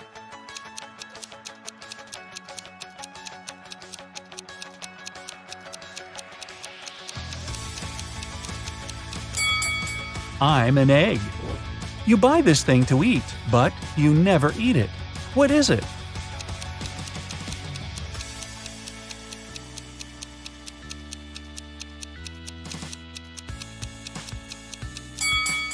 It's a plate. Mia was going back home one evening. It was 11 p.m., and she had to cross a small dark park in front of her house. Suddenly, she heard footsteps behind. Someone grabbed her bag and ran away. The girl called the police, and they questioned 4 suspects. Jack said, "I was choosing an outfit for a party." Camilla was getting ready for her final exam at home. Andrew told the police he had been watching birds in the park. Nora was at her yoga class.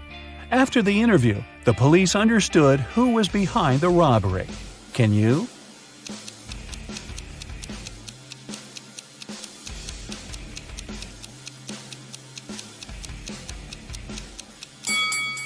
It was Andrew. At 11 p.m., it's too dark to see birds. James left a folder with important documents on the table in his home office and went to a business meeting. When he returned, he found out that the documents had disappeared. James had 3 suspects. His brother said, "I've been swimming in the pool since you left. I haven't seen or heard anything." The cook replied, "Tomorrow we're having a party. I've been preparing the food." The security guard told James, "I've been outside all this time, checking the garden for mice." Who knows where the documents are?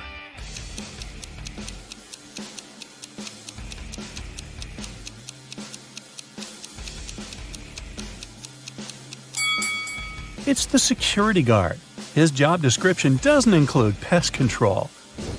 An accident happened at a busy crossroads in a small town. A driver who caused the crash left in a hurry. Luckily, several witnesses managed to describe the car. A police officer headed to the suspect's house. There, he saw a car that looked exactly like the one from the description, but its owner claimed that he had spent all day at home. The police officer knew the suspect was lying in no time. How?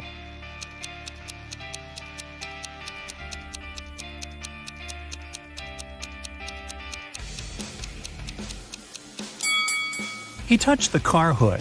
It was still hot from the engine that had worked not so long ago. You're walking along a railroad track. Suddenly, you see a speedy train approaching you. Instead of getting off the track immediately, you run toward the train. Why do you risk your life this way?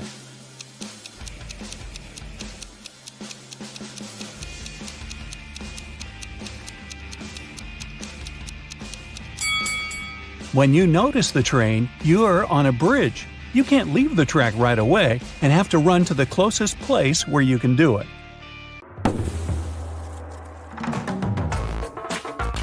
During a visit to an antique store, Rachel found a peculiar piece of gold. It turned out that the man who brought it to the shop mentioned it had once belonged to a pirate named Captain Benedict Jameson. He said he had hidden the rest of his treasures on an island. The map was hidden inside a cave that was located on a beach on the same island, but no one has managed to find the treasure yet. Rachel was intrigued, so she called her friend Jeremy and convinced him to set sail there to search for this treasure.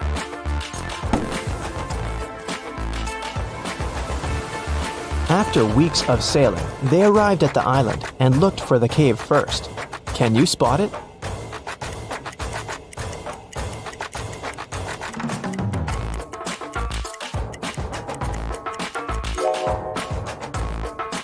Here it is.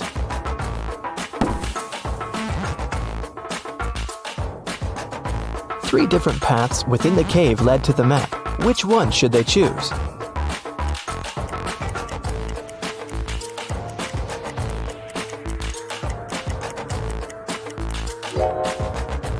Notice the blinking eyes of a wild animal waiting for its prey in the shadows of the second path? There is a rather large spider web blocking the third path. That must only mean there's a large spider that made it. So, the safest option is the first path.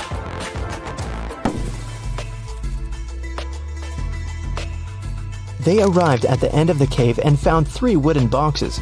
Each had a different map on it. Only one map will lead them to the treasure. Which map should they choose?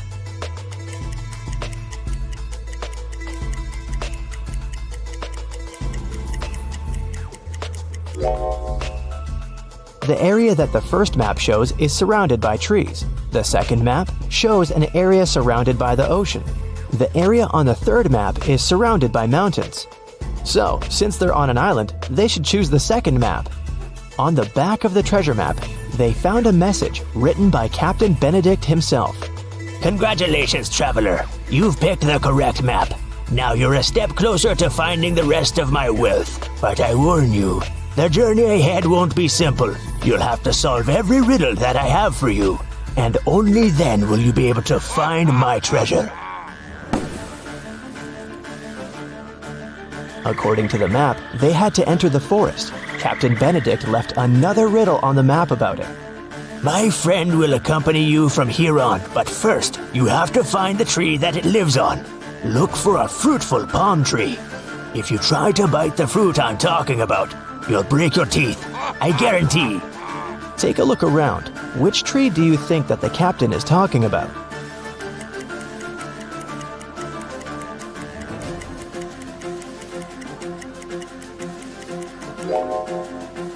Some of these trees don't have any fruit at all, so none of them can be the tree the captain mentioned. These trees have bananas on them, but you won't break your teeth if you eat bananas. Then it must be this tree with coconuts, because you'll definitely break your teeth if you try to bite a coconut.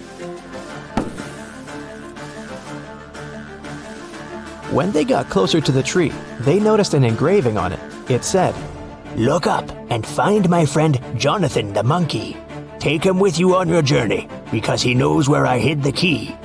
Then Rachel and Jeremy looked up and saw 3 monkeys. Which monkey do you think Jonathan is?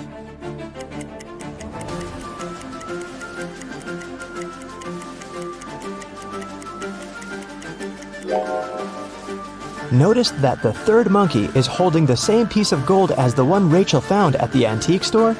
This guy must have access to the treasure. so he must be Jonathan. Rachel and Jeremy tried taking Jonathan with them, but he refused to even move. How do you think they can convince Jonathan to come with them?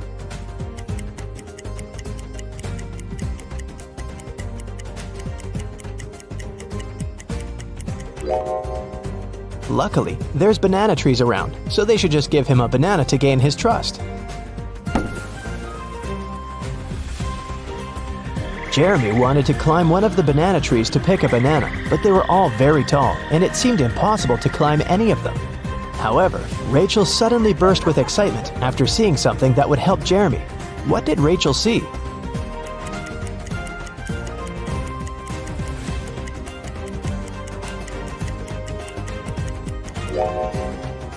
Take a closer look at the trees. One of them has an old rope ladder attached to it. Jeremy can climb up there to get a banana. After Jeremy had picked a banana, Jonathan the monkey got down from the tree to get it. While he was eating his banana, Rachel and Jeremy felt hungry and decided to take a break to eat something too. However, when they reached for the food in their bags, everything was gone. Can you guess what happened?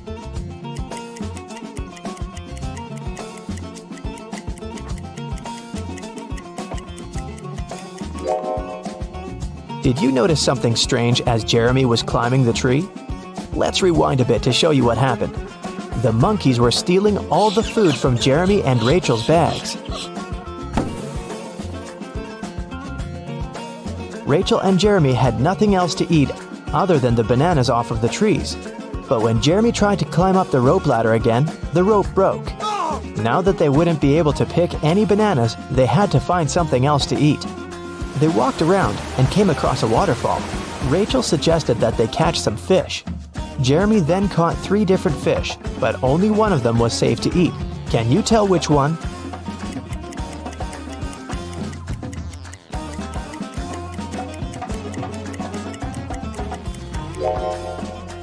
They should eat the first fish because the second fish has spikes on it, so it's not suitable to eat. The third fish isn't real. It's electronic. It has small cameras instead of eyes. They fell asleep after eating, trying to figure out where the electronic fish came from. The next morning, when Jeremy woke up, he realized that Rachel was gone.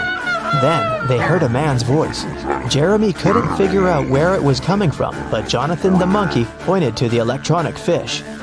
The voice said, I have your friend. Answer this riddle of mine if you want to see your friend again. There's a 1-story house in which everything is green. Green walls, green doors, green furniture. What color are the stairs?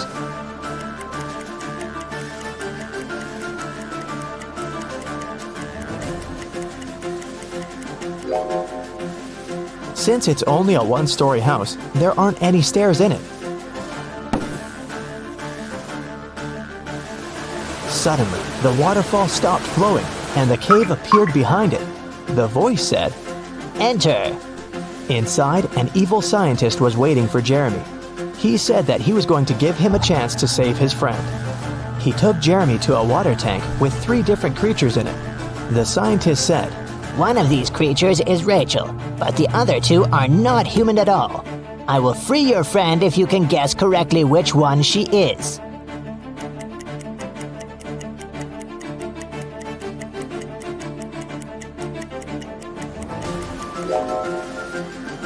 Take a closer look at the second creature. There are definitely human legs covered with seaweed.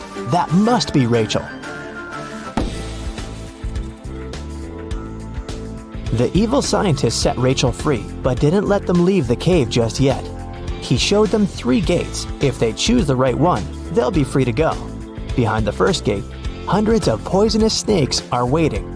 Behind the second gate, there is a vicious vampire. Behind the third gate, there is a pack of hungry wolves. Which door should they choose?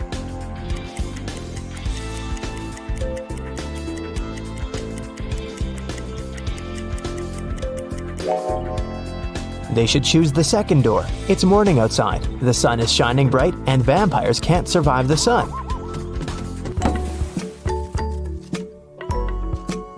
After Rachel, Jeremy, and Jonathan got free, they got back on the trail following the map and arrived at the side of a cliff.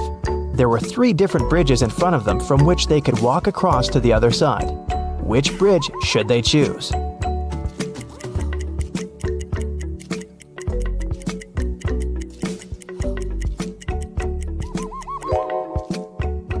The wooden bridge looks very old. It won't be able to hold their weight. Even though the metal bridge looks sturdy, it's very narrow and it has no railings. They might lose their balance and fall. So, they should choose the glass bridge. As they continued their journey, they walked into a swamp without noticing, and they got stuck in it. There were 3 ropes hanging from a tree, with which they could pull themselves out. Which rope should they choose?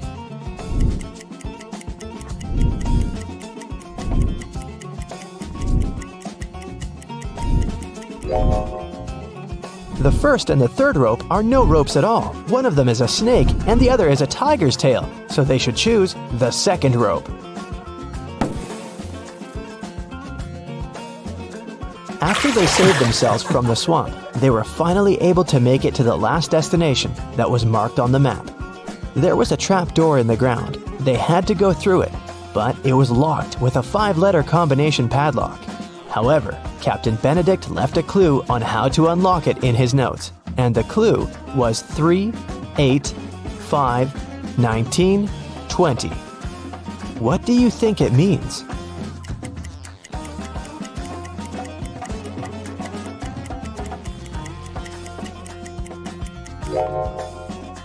Each number represents its respective letter in the alphabet. The 3rd letter of the alphabet is C. The 8th letter is H. The 5th letter is E.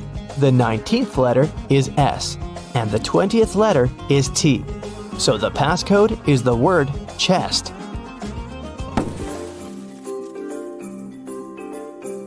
Once they opened the door, they saw a staircase leading to an underground room.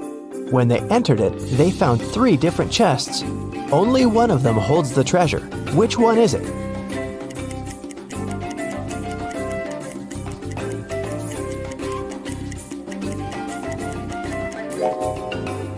Can you see the ants coming in and out of the first chest carrying small pieces of food? And a sticky slime-like substance is oozing from the 3rd chest. It must be filled with whatever that is.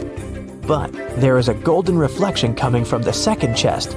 That can only mean the gold is in there.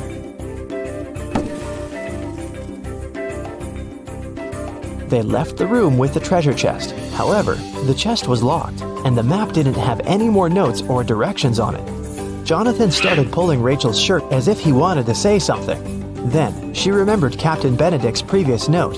My friend Jonathan the monkey knows where I hid the key.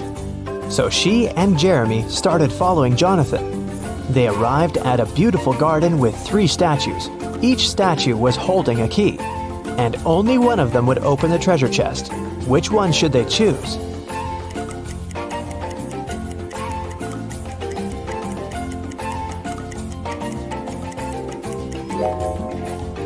Take a closer look at the treasure chest. The lock of the chest has a little emerald on it. The first key has a ruby on it. The second key is decorated with an amethyst. And the third key has an emerald on it. Since it matches the lock, this must be the key they should choose. Phantoms and other fantastic creatures! You're not impressed. All your life you've been running a myth-busting blog. It's gotten pretty popular recently. Abandoned hospitals, creepy hotel rooms, haunted apartments, cursed houses.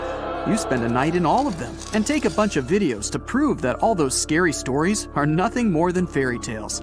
One day, one of your fans sends you a tip about a sinister, dark castle located on a rocky cliff near the coast of a raging ocean. She says this place is the scariest in the world, but you're not intimidated easily. You grab your phone and head on over. Get ready to test your courage and resourcefulness. Count how many answers you get right and find out what your score means at the end of the video. Since it's your first night, you decide to spend it in a small village. It's right by the scary castle. Usually, people can't wait to tell you how freaky this or that place is. But in this village, everyone keeps silent. You ask one of the residents to tell you something about the castle, but she responds with nothing. Did she not want to speak to you? No, that's not it. She's afraid of answering. How do you know that? I'll give you 6 seconds to figure it out.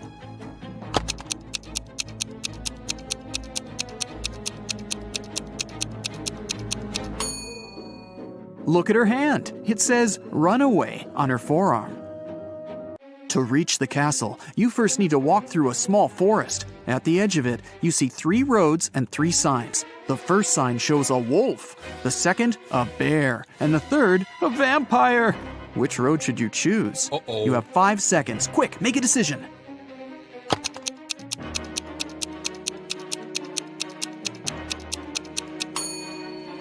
You don't believe in vampires, remember? But bears and wolves, those are real. Besides, it's morning, and if vampires were real, they'd be steering clear of the sunlight. You make your way through the dense thickets of the forest and record what's happening on your phone. You notice a hut. Yeah, I bet a vampire lives here, you laugh to yourself. Ha ha! Still, you decide to check it out. Your readers love that kind of stuff. You go into the dark hut and turn on the light on your phone. Cobwebs cover everything. The curtains are drawn. Some candles are out on the table. Ooh, a key. You grab it and put it inside your pocket. Before leaving, you notice a large wooden box in the corner and hear snoring coming from inside. You're scared out of your mind right now. And just then, the snoring stops. A vampire climbs out of the box. Oh, this is bad. Maybe you can get away before it realizes what's going on. You try to get outside, but the door's locked. Oh, the key! Yes! No! It doesn't work! What should you do? Quick, you don't have much time.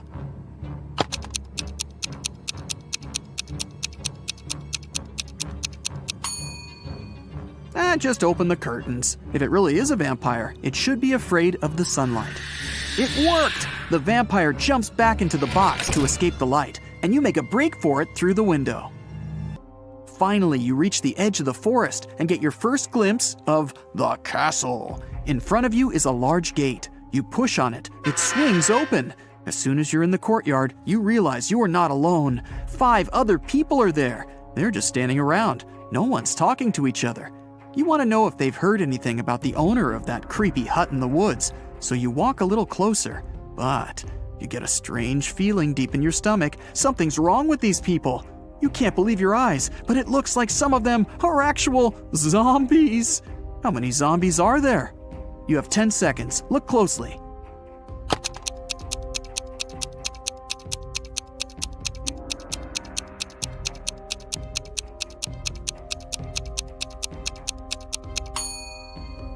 There are 2 of them. That guy over there doesn't have an ordinary arm. It's all bones, like a skeleton. And that woman in sunglasses, she's holding someone's eyes in her hand. Are those her eyes? You approach a guy who seems almost normal, but he doesn't look at you. He just keeps staring at the sky. It's a little scary. Okay, time to venture into the castle. As soon as you open the door, you hear music. It's a waltz, and it's coming from the main hall. Several couples are dancing around in 18th century costumes. Yikes. You decide to try and blend in by hitting the dance floor yourself. Well, after a few seconds, you look around and your face turns pale. These people are phantoms. How did you figure it out? Look carefully at the details. You have 5 seconds.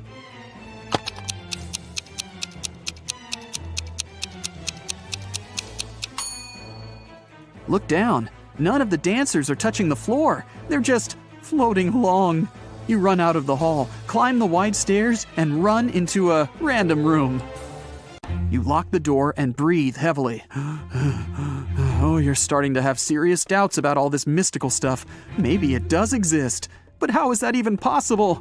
A ray of sunlight suddenly shines on a luxurious bed with beautiful linen. Then it hits you. You're tired.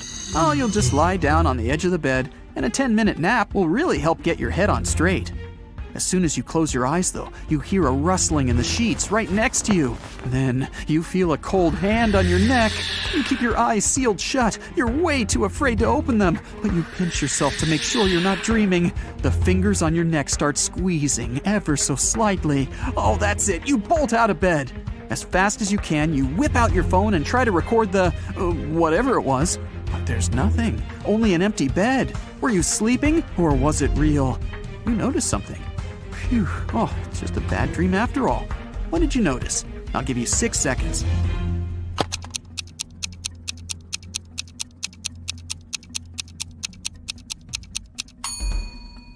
The sun was shining when you lay down. Now, it's the full moon that's shining. You were out cold for a while.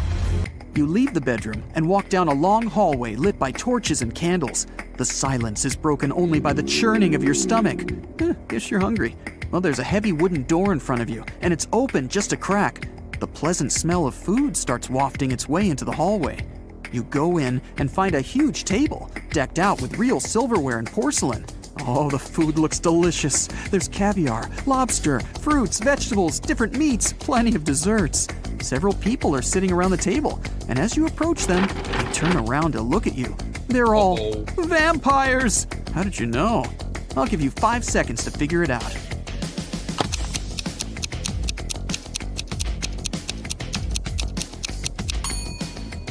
The food on the table is untouched. The vampires have been waiting for their most important dish. You run. You make it back out into the hallway, then dart down a dark corridor. The vampires are chasing you. They're screaming. You find 3 doors at the end of the corridor. The first one has a fire symbol on it. The second has a snake symbol. And the third just says, exit. You try to open it, but it's locked. The vampires are closing in. What are you gonna do? You have 4 seconds before you become vampire food.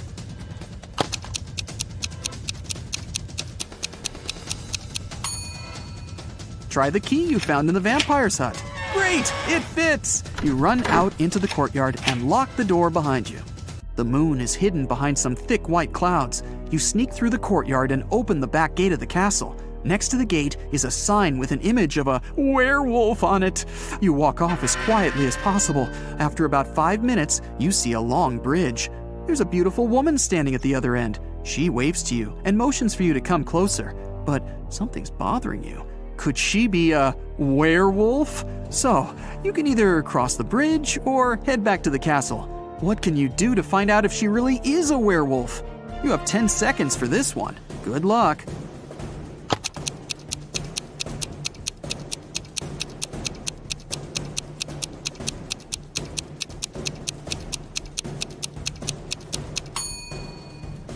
Wait until the moon appears from behind the clouds.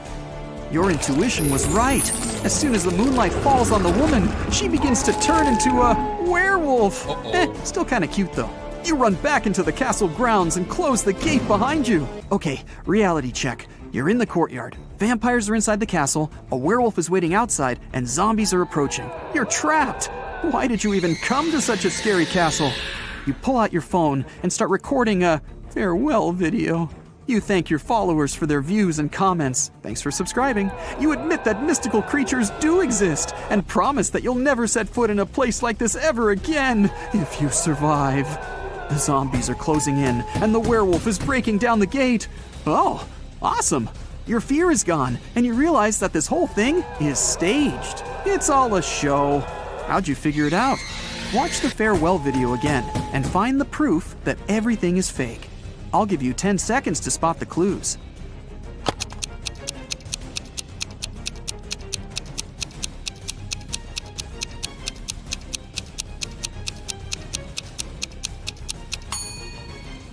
Do you see that big guy with a camera behind you in the tower window?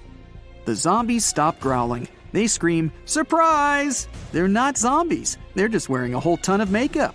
The gate opens and the woman takes off her werewolf costume and smiles. The vampires come out of the castle, carrying their fake fangs. This whole thing was set up by your fans. They wanted to scare you, and it worked. You're angry at them, but so happy that you're still alive. Okay, let's see how many you got right. 1 to 3 points. It'll be difficult for you to act in stressful situations. Watch more riddles and train yourself to be calm and focused. 4 to 6 points. Something really bad has to happen for you to lose control. Phantoms don't seem to scare you at all that much. 7 to 10 points. You don't even know what fear is, but you do know how to come out victorious in any situation. You have one question for your fans. How did they create that floating effect for those dancers? That was awesome. Your fans look at each other. What? What are you talking about?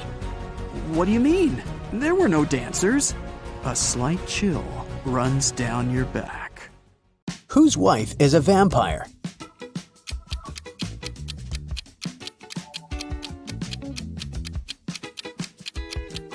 This guy's wife is a vampire because she only came to the party after sunset. Whose husband is a werewolf?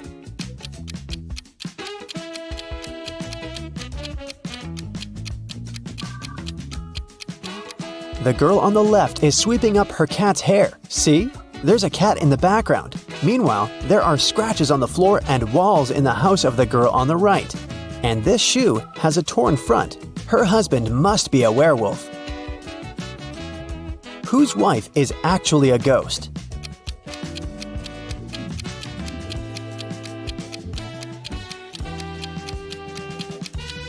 The woman on the right is wearing a ghost costume. It's Halloween. But the woman on the left is a real ghost because we can't see her legs under the sheet. Whose husband is actually a zombie?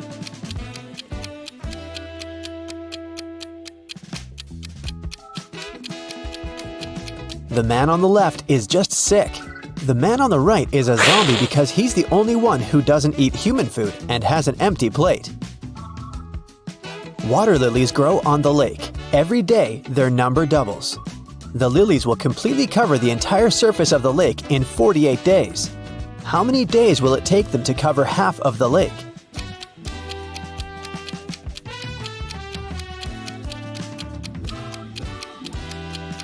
47 days. You see, every day the number of the water lilies doubles. On day 48, the lake will be completely covered with lilies. It means that on day 47, there will be twice as few lilies as on day 48. Jack noticed that someone regularly ruins his lawn. He decided to install a hidden camera and figure out who approached his house most often. After 4 days, he decided to check the footage and immediately realized who the culprit was. Can you guess who it is?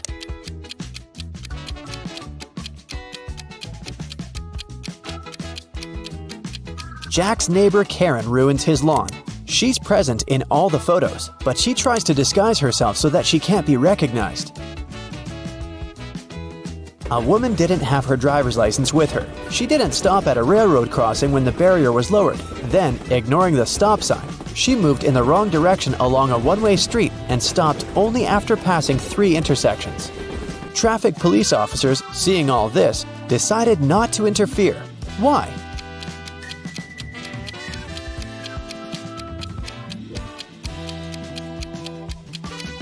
The woman first traveled by train and then walked.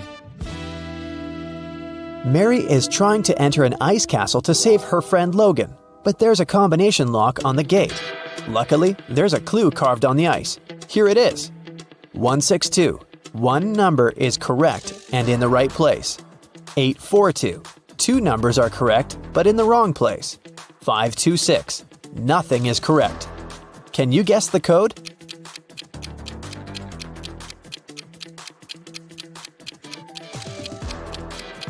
The passcode is 184.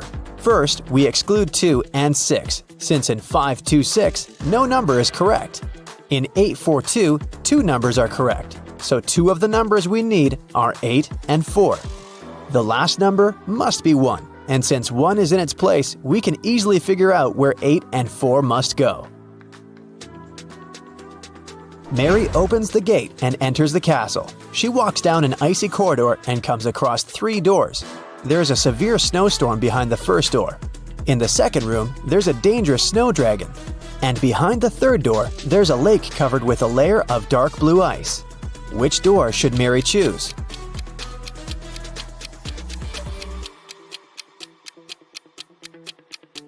The dragon is a definite no-no. The dark blue ice is thin and unsafe. Mary is likely to just fall into the lake. The first door is the best option. Mary crosses the room and finds herself in a long corridor. The Ice Queen's monsters start chasing her. The girl runs down the hallway and sees another 3 doors made of clear ice. There's a magical snow parrot in the first room.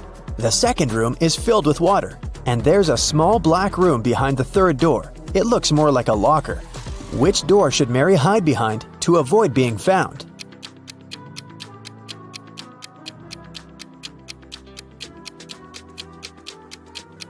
The Ice Queen's parrot behind the first door will scream when it sees Mary. The third door is a bad option because the doors are made of clear ice, so the monsters will spot her immediately. The second door is the best option. Mary swims away and finds herself in a big hall. She sees Logan, and they're about to run away together when the Ice Queen captures them in a cage. There are 3 levers next to the cage, and the Ice Queen gives Mary these hints.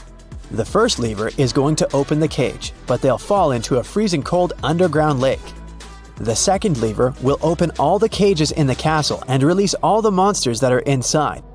The third lever will open the cage, but only one person will be able to get out. What should the guys do?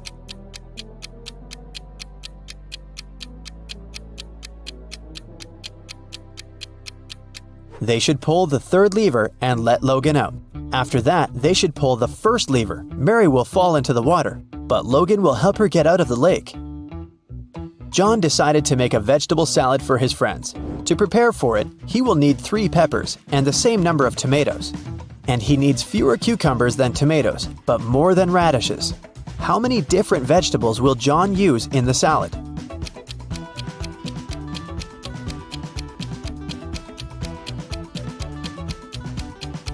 .3 peppers, 3 tomatoes, 2 cucumbers, and 1 radish. A professor went to have his lunch break, leaving 3 students in the lecture hall. When he returned, he realized that an answer sheet for an important exam had disappeared from his desk. He questioned the students. Kyle said, 10 minutes after you'd left, my mom called me and asked me to meet with her near the college building. When I returned, the sheet was already gone. Brian said, No one called Kyle. He took something from your desk and left. And Ryan said, Brian is telling the truth. When we realized that it was an answer sheet, we ran after him outside, but he had already left. Who should the professor believe?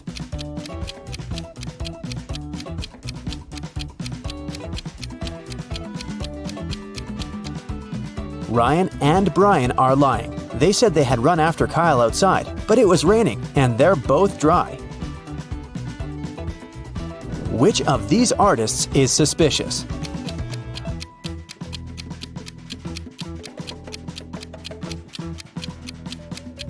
The girl on the right has been using orange paint, not red. Then why do her clothes have red stains? Who is suspicious at this party?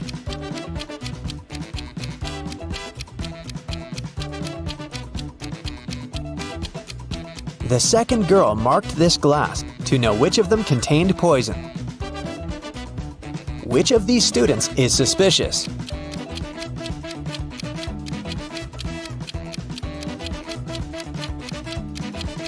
Student 3 only pretends to be writing. He's actually reading a magazine. Which of these women is suspicious?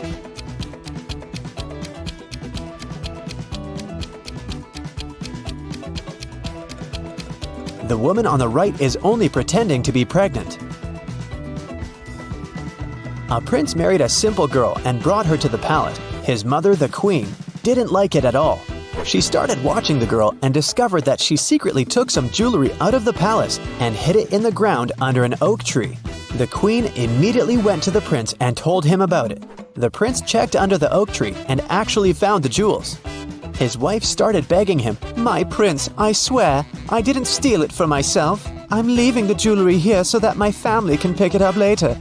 But the queen said, "She's lying to you. She hides the jewelry here because she wants to sell it when she runs away from the palace." Who's lying?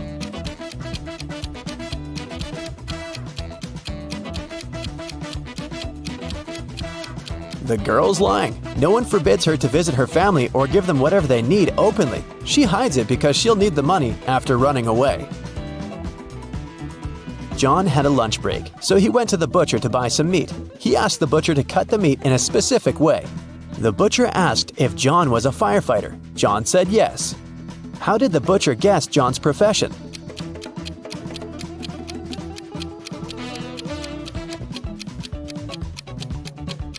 John was still wearing his uniform when he went on his lunch break. Mary went to the forest to pick some berries and mushrooms. Sometime later, the girl realized she had gotten lost. Suddenly, she heard the trees crackling behind her back. There was a monster approaching! Mary ran as fast as she could and managed to get away from the monster. She saw a small house and went inside. An elderly lady lived in the house. She said she would help Mary, but Mary immediately realized that this lady was a shapeshifter. She was the monster in the forest!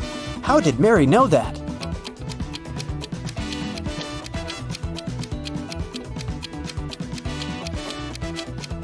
Have you noticed that the elderly woman has the same symbol on her hand as the monster had? Luckily, it turned out that the woman was not actually evil. She helped Mary to get out of the forest.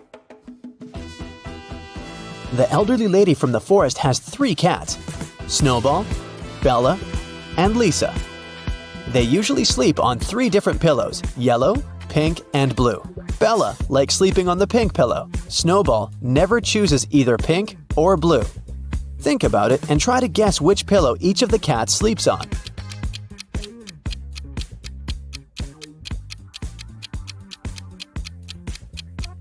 Bella sleeps on the pink pillow, Snowball lies on the yellow one, and Lisa sleeps on the blue one. Now it's time to think fast. Why is Santa Claus so good at karate?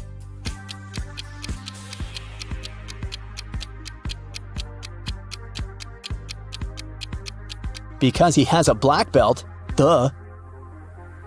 What bear has no teeth?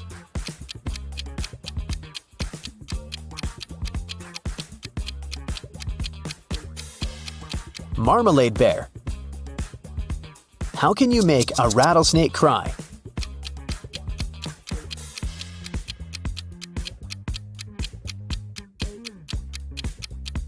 Take the rattle away.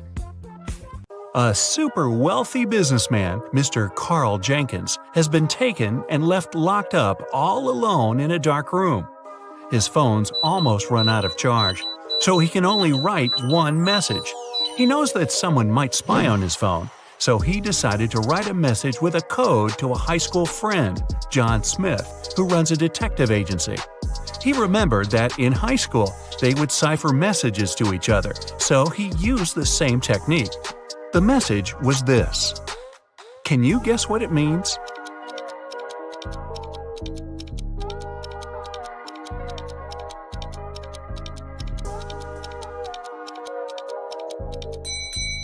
Back in high school, they would shift one letter to the right each time they needed to write a secret code. To decipher it, you need to go one letter to the left. Their alphabet looks like this. The message is, "It was Eric." Having read the message, John knew immediately who his friend was talking about. Eric is the financial director of Carl's company. He had seen him once at a party a couple of years ago, so he knew what he looked like. John decided to investigate this case himself and help his friend out. He was sure there was something secret in Carl's mansion. Somehow he thought he knew that Eric would have the key to the mansion. The receptionist, Kelly, said he would always have lunch with different business partners at 2 p.m. sharp in his favorite cafe. When the detective drove up to the cafe, he saw Eric, the man with a beard, discussing business with someone. Either of them had a briefcase next to them, and the briefcases looked similar to each other. John was waiting for Eric and the second guy to leave the cafe. They went to the car, got in, and left both briefcases on the back seat. The detective followed them. They left the car in a parking lot, and luckily, they were careless enough to leave the car open. Which briefcase should the detective grab?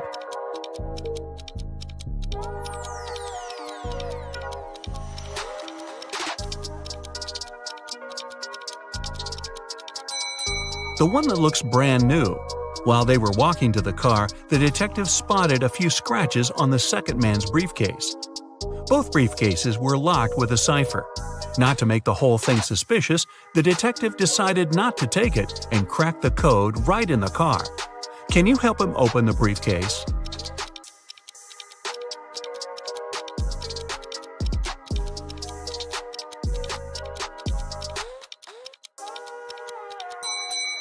The code is 000. The briefcase is brand new, and Eric probably didn't have time to set a code on it yet.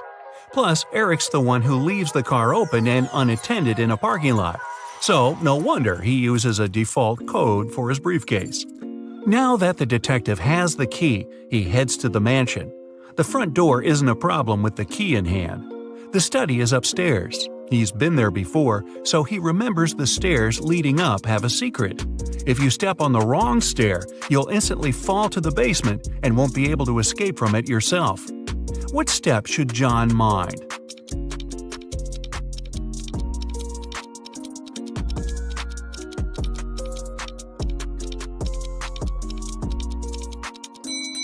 It's the one with the slit in the middle.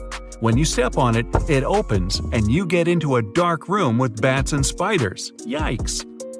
Alright, John is finally at the study door, and Carl would always use buttons to open it. You've got only one try.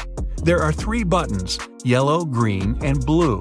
Which one should the detective choose if he knows that Carl is a big fan of painting?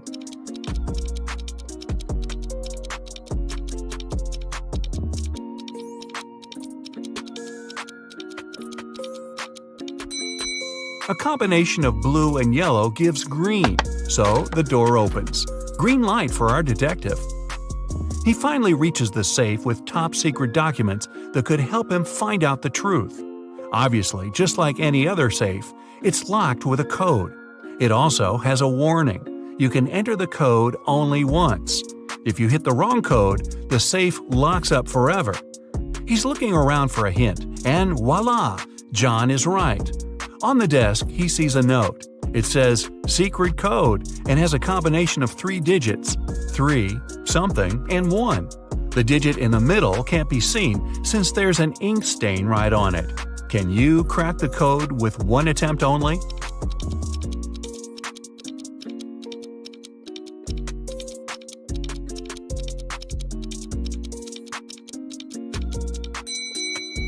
The code is 371. The detective thought the code was used frequently, so the button must have been a bit worn out. He was right. Since he knew the beginning and the end, he only needed to find one more worn button. Alright, now he's got the top-secret documents he needed for his investigation. He looks through all the papers and finally finds something that looks like the document he actually needed.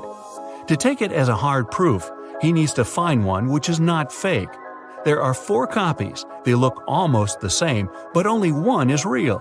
Can you guess which one?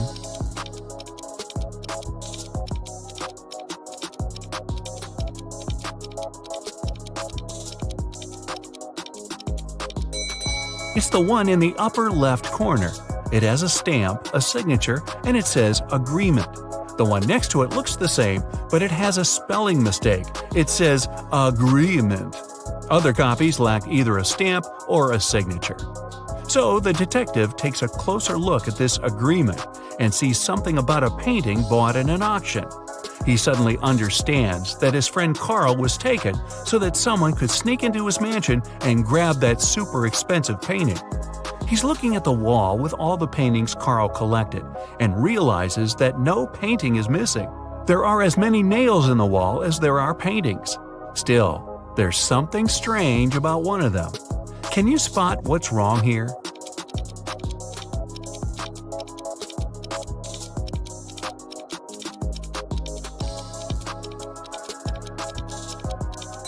Even though all the paintings are present, there's one that lacks a frame. According to the agreement, the painting has been recently bought, and an art dealer helped Carl pick it.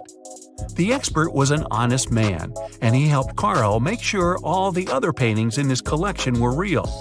This time, the painting turned out to be nothing but a copy. Why did the expert suggest that Carl buy it?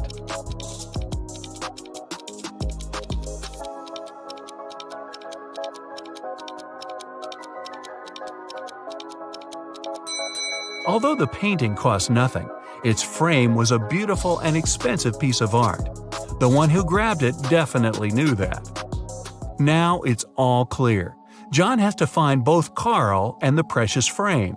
He goes outside, trying to deduce where the person who took Carl went. Carl is looking at all the tracks on the ground. He needs to follow one of them to understand where to look for Carl. Where should he go?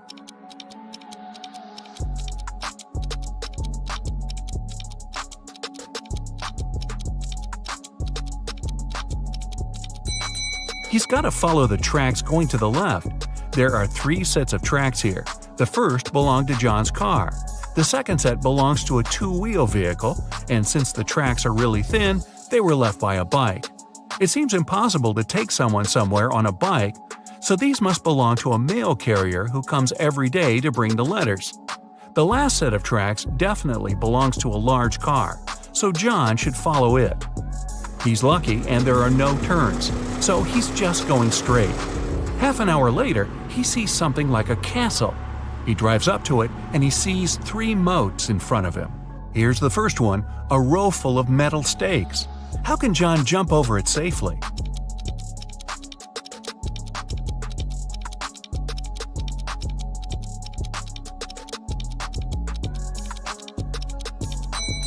There's a small hot air balloon nearby.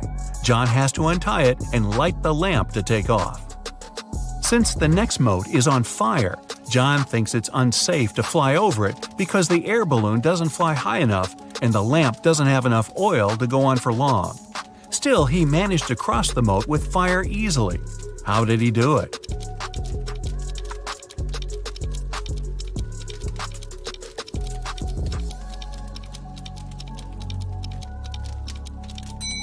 He took the sand from the air balloon's ballast and sprinkled it on the fire, extinguishing it. The last moat was filled with scalding hot lava. It took John some time to figure out how to cross it, but he managed to do it safely. How?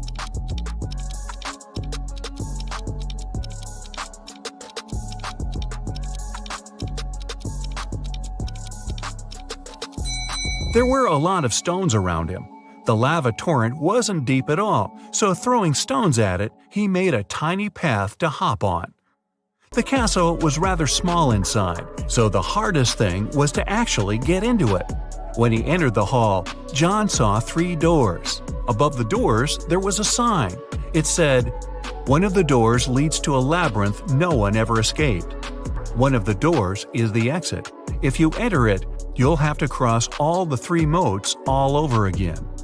One of the doors has what you're looking for." When John looked at the doors, he knew immediately where his friend was. Which door did he choose?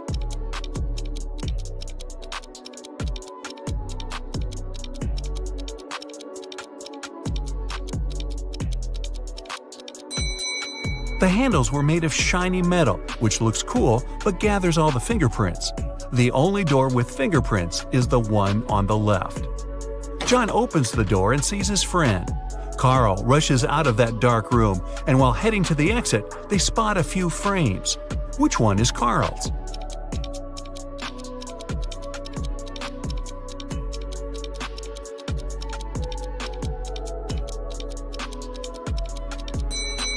The rectangular one. The painting was rectangular, and the 2 other frames are square. The 2 friends get out of the castle, get in the car, and head to the police department. There, an officer's waiting for them. They have 3 suspects who could have possibly taken the exquisite frame. Carl and John enter the room separately. Still, they choose the same person. Who did they choose?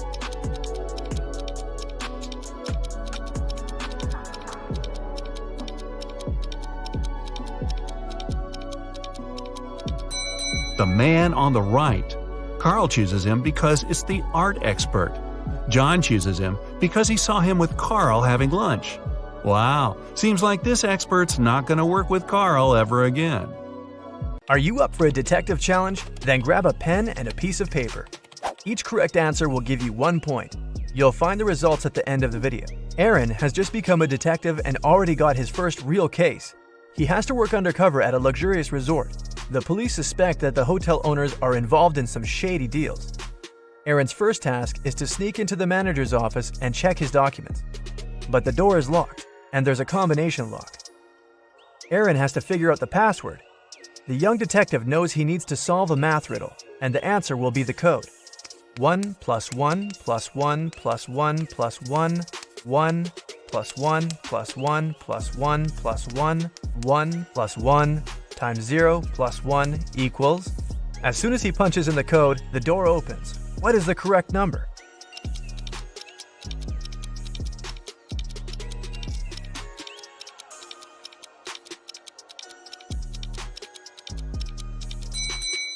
It's 30. There are no mathematical symbols at the end of the first and second lines. It means the whole thing looks like this. 1 plus 1 plus 1 plus 1 plus 1 1 plus 1 plus 1 plus 1 plus 1 1 plus 1 times 0 plus 1 equals 30.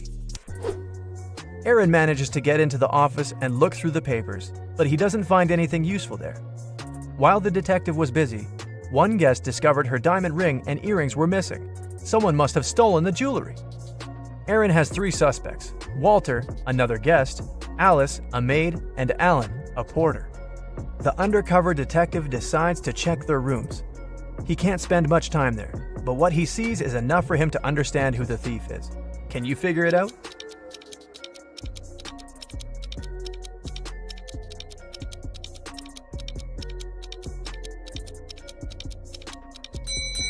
It's Alice. There's already a packed suitcase in her room. She's about to run away with the stolen jewelry. Another day, another problem. This time, someone pushed elderly Mrs. Stevenson into the swimming pool when there was no one around. But this someone didn't know the lady was once the best swimmer of her university, and she never stopped practicing. And it wasn't difficult for her to cross the swimming pool and get out of it at the other side. Aaron asked the lady if she had seen the attacker. She didn't, but she was sure it was someone who knew she'd just received a huge inheritance. The detective needed to talk to 3 people. There were Mrs. Stevenson's son, Terry, her granddaughter, Gloria, and her niece, Judy. Terry said, "These days I've been very busy. Something urgent came up at work. I don't even have time to leave my room to go to breakfast or dinner." Gloria asked Aaron to keep her secret. She was seeing a waiter she'd met at a beach cafe. If her relatives found out, they would be furious. And Judy told Aaron she'd taken a car to go shopping to the city center. Who is lying?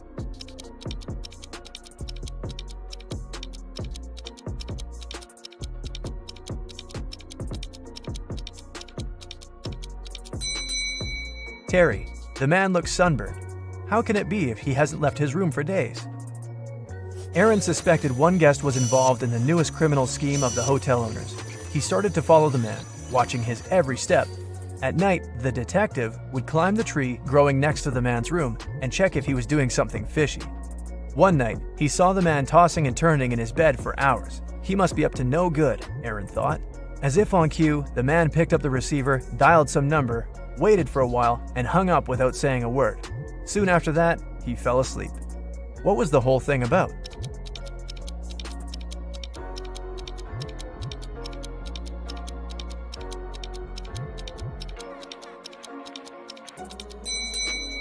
Someone was snoring loudly in the room next to his, but the phone ringing woke up the person who was snoring, and the man finally managed to fall asleep.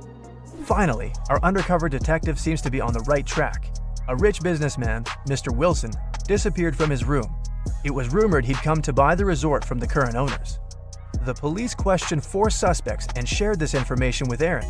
The businessman's assistant said, "I felt unwell on our way here. I went to my room, and as soon as we arrived, took some medicine, and fell asleep immediately." The hotel owner said, "We agreed to meet with Mr. Wilson in a conference room, but I got lost while trying to find him. I finally came there, but Mr. Wilson never showed up." Mr. Wilson's wife, who accompanied him on his trip, said, "My husband was going to meet with the hotel owner. I'm not interested in business, so I went to the spa." Who is behind the businessman's disappearance?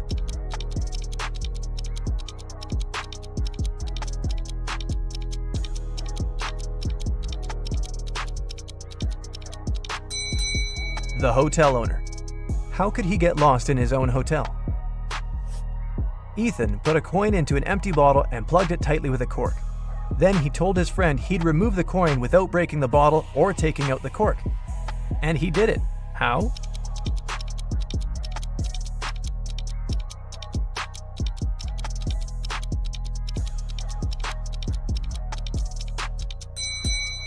Ethan pushed the cork into the bottle and shook it to make the coin fall out. Jack was about to fail his exam. Luckily, the professor gave him one last chance. The guy had to arrange 4 nines to make them equal 100. He could use any math symbols. How did he do it?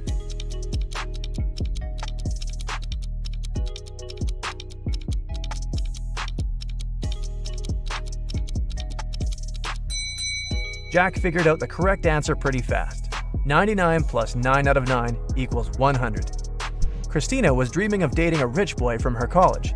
After doing some research, she settled on 3 guys. All of them were nice and interested in her. But the girl needed the richest. Once she saw them having lunch together. After checking what each of them was eating, Christina made her choice. Which guy did she pick?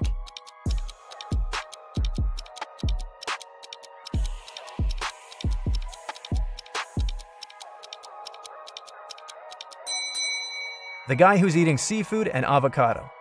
Not only are these products the most expensive, but they're also the healthiest.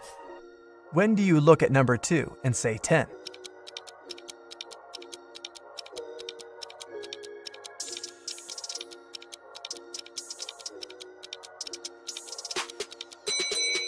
It happens when you look at your wristwatch. You're given 8 eggs. You need to break 2, cook 2, and eat 2. How many eggs will you have in the end?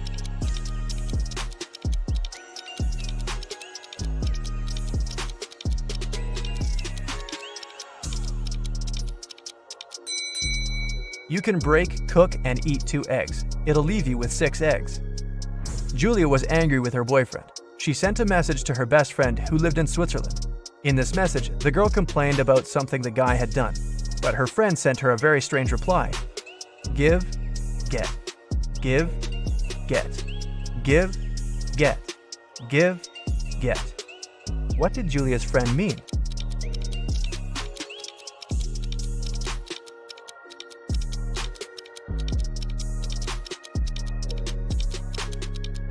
She wanted to say that Julia should forgive and forget. You're walking through the forest. Suddenly, you see a crossroad and a man standing there. One road leads to the village where criminals live, and the other to a safe place. You don't know whether you could trust this person. You can ask him one question. If the man is a criminal, he'll lie. If he's from the safe place, he'll tell you the truth. Which question should you ask?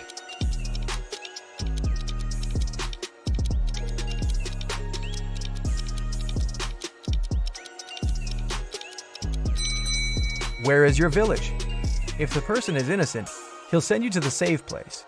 If he's a criminal, he'll lie and point to the safe place too. It was Mr. and Mrs. Anderson's wedding anniversary, and everyone was getting ready for the party. Mrs. Anderson wanted to put on a diamond bracelet her husband gave her for their wedding. When she opened her jewelry box, she didn't see the bracelet. Trying not to panic, the woman called her teenage daughters, Joan and Andrea. I've told you 1,000 times not to touch my things, and still, one of you has taken my jewelry again. Joan shouted, I haven't touched your jewelry box. Andrea also denied taking her mom's stuff. Why would I need your bracelet? I've got lots of my own. Which girl is lying?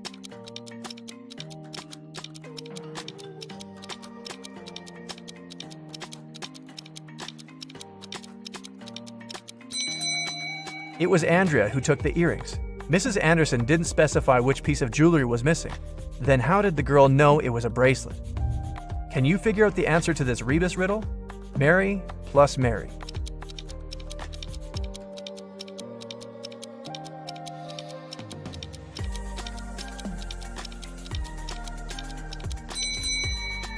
The answer is summary.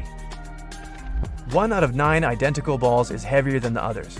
How can you figure out which one it is after only 2 weighings?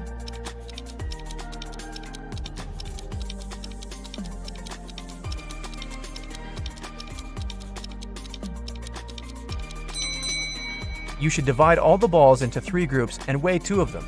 That's how you can figure out which group contains the heavy ball. After that, you should pick 2 balls from the heaviest group, weigh 1 of them with the other, and you'll understand which ball of the 3 is the heaviest. And now, the best part. Your results. If you got 0 to 5 points, it might be too early to try on your Sherlock's hat. Practice more, pay attention to details, and you'll get there. If your score is 5 to 10 points, you're probably ready to apply for a detective's assistant position. And then, with some more experience, you might even replace your boss one day. And if you got 11 to 15 points, you can easily open your own detective agency. You have a sharp eye for details and amazing logical skills.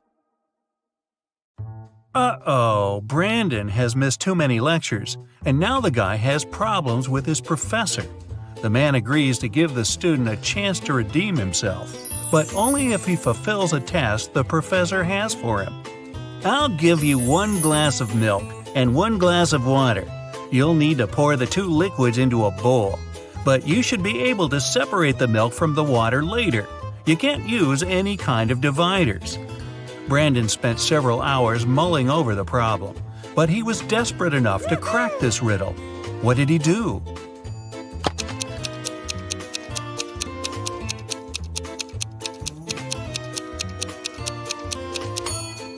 He poured all the water into a bowl and froze it. After that, he added the milk.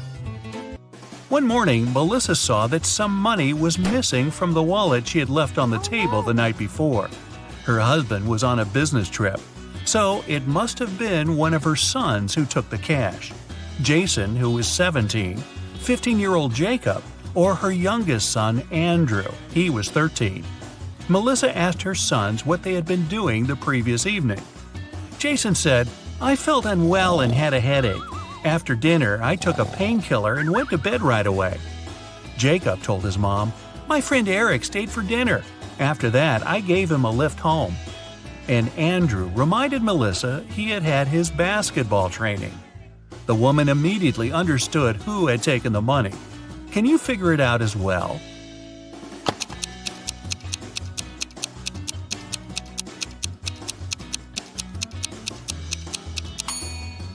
Jacob was lying. He was only 15 years old and couldn't drive, legally. Detective Green was called to investigate an accident. A car crashed into a store window and smashed the glass. There are 2 suspects. Both of them deny causing the accident. Detective Green doesn't need much time to figure out who the culprit is. Do you know it too?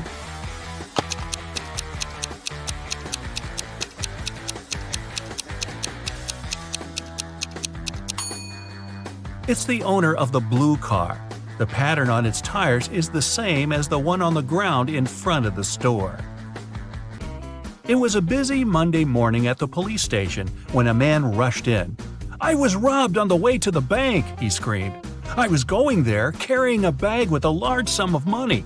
Suddenly a man wearing a black mask and a pair of gloves ran up to me. He snatched the bag and darted away." The police officer listened to the man and asked him about a fresh cut on his right cheek. The man replied it was left by a ring the criminal had been wearing. When the policeman heard these words, he immediately understood the man was lying. How did he realize that?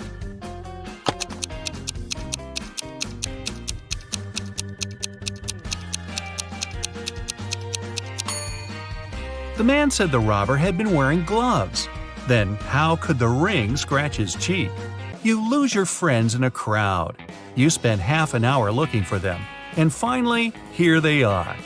What is the first thing you do as soon as you see them?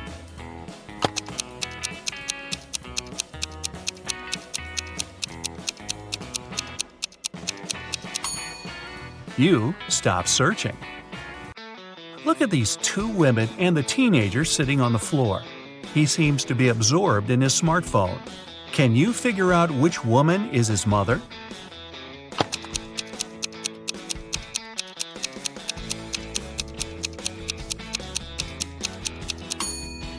It's the woman on the left. Children often subconsciously sit facing their parents. The teenager and the woman also have the same hair color. Timothy and Laura were high school sweethearts. They got married shortly after college. So far, they've been together for 20 years and have 2 kids who don't live with them anymore. Unfortunately, the spouses have started to fight a lot recently. One day, they talk and decide to divorce.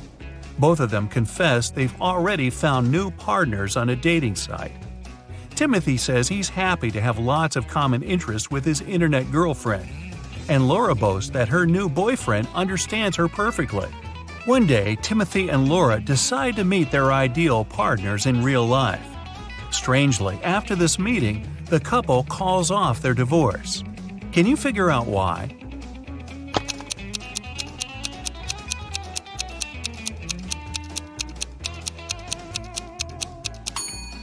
Timothy and Laura found out they were having an online relationship with each other. An old man decided to leave all the money he's been saving for his entire life to one of his 3 sons. But he couldn't choose which one should get the money. That's why the man gave each of them 1 coin. He asked his sons to buy something that would fill the largest room in their house. The oldest son bought some raw cotton, but it wasn't enough to fill the whole room. The middle son brought home some straw, and still there was some space left in the room. And the youngest son bought 2 cheap things that managed to fill the room right away. He ended up being the one to get his father's money. What did he bring home?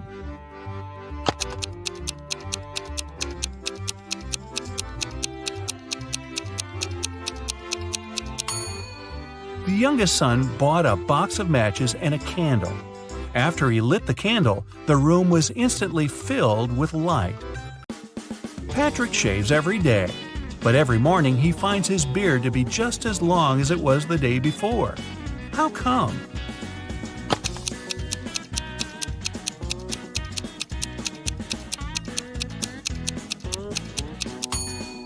Patrick is a barber. He shaves other people. Amanda was 21 on her last birthday, but she's going to be 23 on her next one. How is it possible?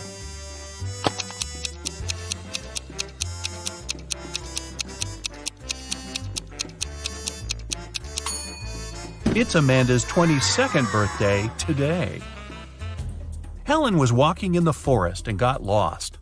After wandering hours to find her way back, she comes to a clearing. There, the woman sees 3 narrow paths, but one of them is blocked by huge, dense bushes with sharp thorns. The second is littered with trash and broken glass, and the third path is guarded by massive, scary-looking mantises. Which road should Helen pick?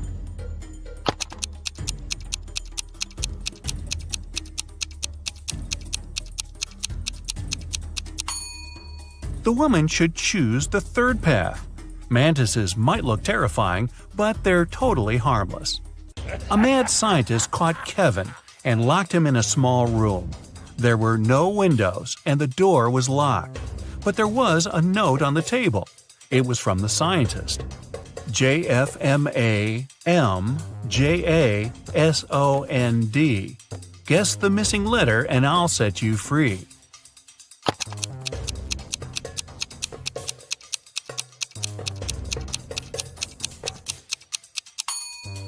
In 10 minutes, Kevin was already running away from the strange place. He managed to figure out that the missing letter was J. Those were the first letters of the months of the year, from January to December, and the 6th letter, J, stood for June. Can you figure out what this rebus puzzle means?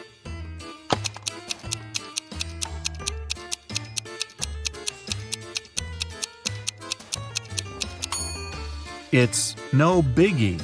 No big E? Yeah. It's a fruit, it's tasty and sweet, and can give you a lot of energy. But you can also find it in your calendar. What is it?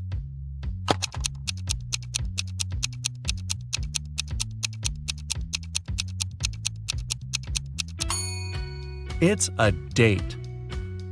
Anna asked her colleague Daniel to give her a lift to the college where her daughter studied.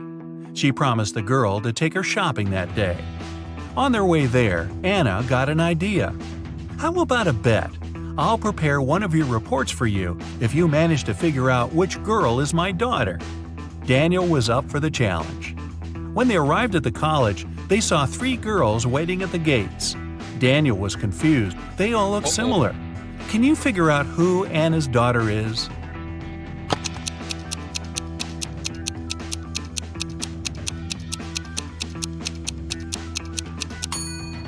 It's the girl on the left. Anna has the letter L tattooed on her wrist, and the girl is wearing a bracelet with the same letter. A teenager is walking along the street together with a car mechanic. The guy is the mechanic's son, but the mechanic isn't the boy's father. How is it possible?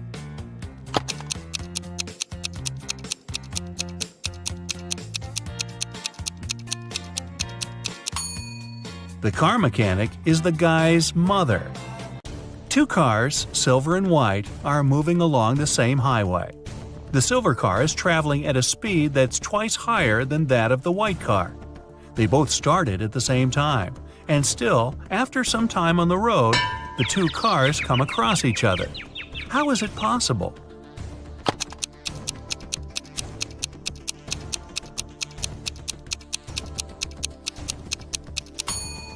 The cars were moving toward each other. John and Michael are car mechanics. After finishing a tricky repair, they get out from under the car. John's face is all dirty, but Michael's face is miraculously clean. And still, it's Michael who goes and washes his face. Why?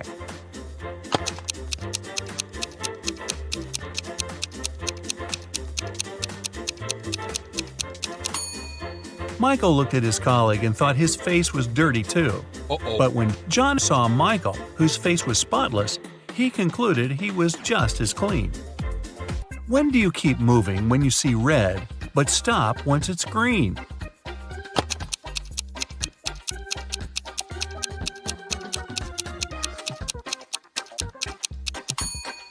It always happens when you're eating a watermelon. Who is the only brother-in-law of your mother's brother?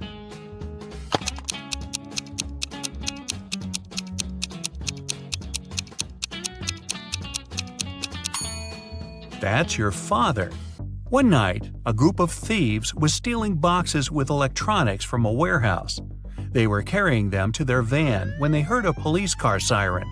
But even though the thieves didn't manage to avoid the police, they didn't get arrested. Why?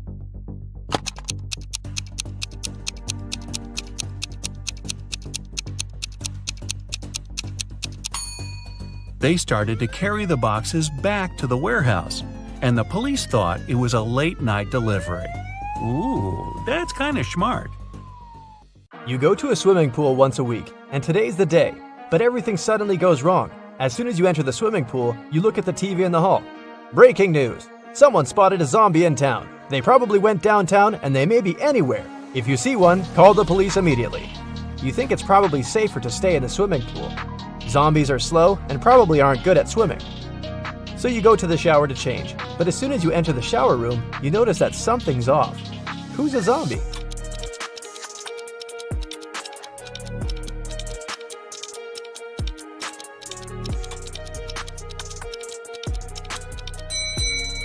The two girls seem completely fine, but there's a bandage on the man's leg. No one would go to a swimming pool if they had cuts or scratches, unless they're a zombie. Once upon a time, there was a wealthy king who hired an artist to paint his portrait. The artist told the king that he wanted to be paid in gold, and he wanted to get paid every day. He also said it would take him 7 days to finish the painting. The wealthy king had only large bars of gold, and he wanted to give 1 bar for his work. But since the artist wanted to get paid daily, he needed to come up with a plan. He had a magic tool that could cut any material, but it was able to make only 2 cuts. How did the king split the gold bar so that the artist got his gold every single day in equal amounts?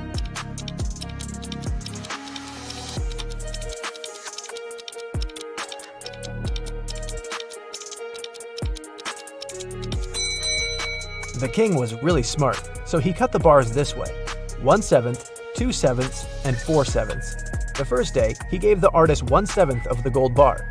The second day, he gave him 2/7, but took 1/7 back as change. The third day, he gave 1/7 back. The fourth day, he gave 4/7, but took the other 2 pieces back as change. The fifth day, he gave 1/7, so the artist got 5/7 of the bar. The sixth day, he gave 2/7, but took 1/7 back again. And the very last day, the artist got 1/7, so in the end, he had a full bar of gold.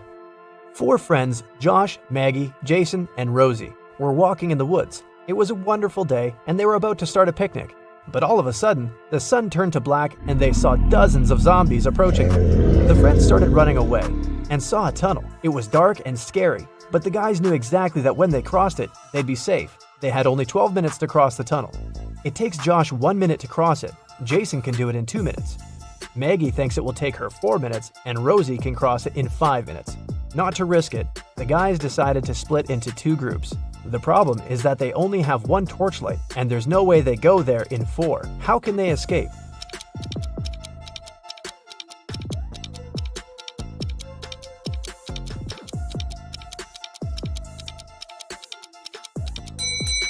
First, Josh and Jason should cross it with a torchlight while the girls are waiting on the other side.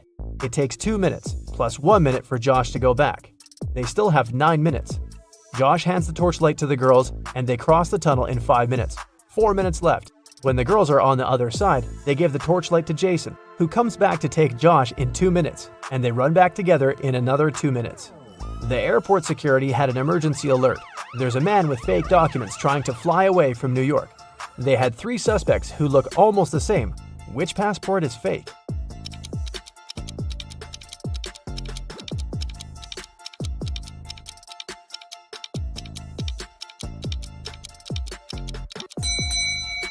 No matter what country a person is from, no passport can have a photo with mountains in the background. All backgrounds should be solid. John's passport has a suspicious photo in it. His documents are fake. Mason is a lifeguard. One day, a girl came up to him asking for help. She said someone had stolen her wallet, which she noticed when she was going to go and grab a soda pop. Mason checked the towel where the girl left her stuff, but the only thing he noticed were her own footprints. Is this girl lying to Mason?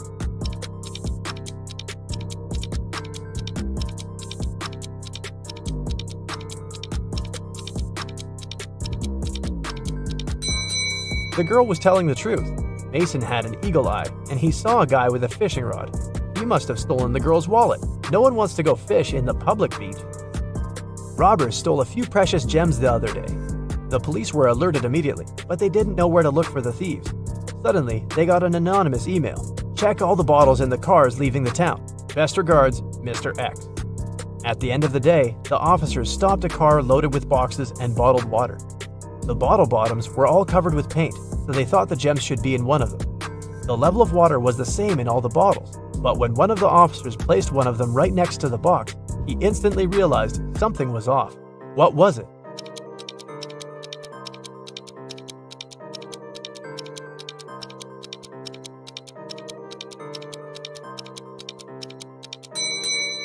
The bottle standing next to the box is much lower than those still inside.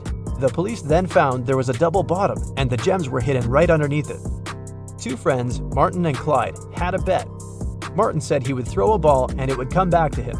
He also said there would be no obstacle or wall the ball could ricochet from. Clyde said it was impossible, and he lost. How's that?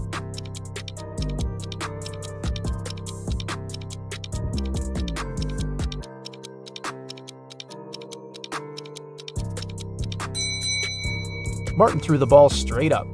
It obviously came back to him. No magic, just physics. Emily grabbed a really nice muffin at the cafeteria and put it on the office desk. She wanted to save it for later, but when she came back from the meeting, she saw someone had eaten her muffin. There were only 3 people who could do that, and only one person is telling the truth. Grace said it was Alicia. Alicia said she didn't eat anything. Tina says she didn't eat anything either. Who ate the muffin?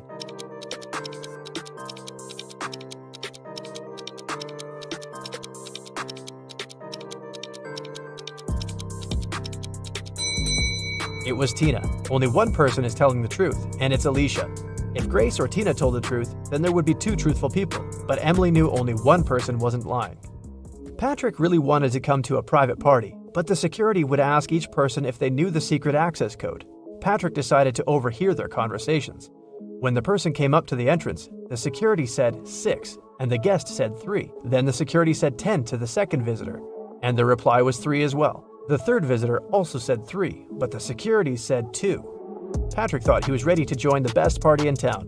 When he came up to the entrance, the guard said 7, and Patrick replied 3.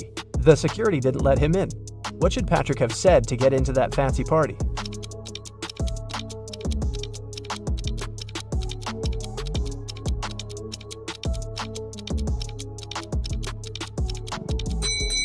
He should have said 5. The guest needed to count letters. 6, 10, and 2 have 3 letters. That's why the answer was 3. In the word 7, there are 5 letters. Ben loved diamonds. For some time, he would spend $5,000 a day on precious stones. At some point, he realized he had too many gems, so he started selling them at $3,000 a piece. Sometime later, he became a millionaire. How is that possible if he was obviously losing money?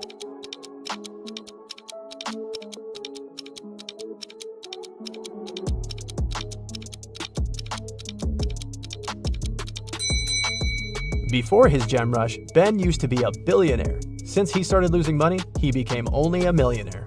A vampire moved to a big city where nobody knew him to start a brand new life. Still, he just couldn't help it and started biting locals every single night. People got scared and invited a private investigator to solve the problem. A couple of days later, Detective Reitman had 3 suspects. He decided to visit each of them to find out who the vampire was. After visiting all the houses, he was sure he found the vampire. Who was it?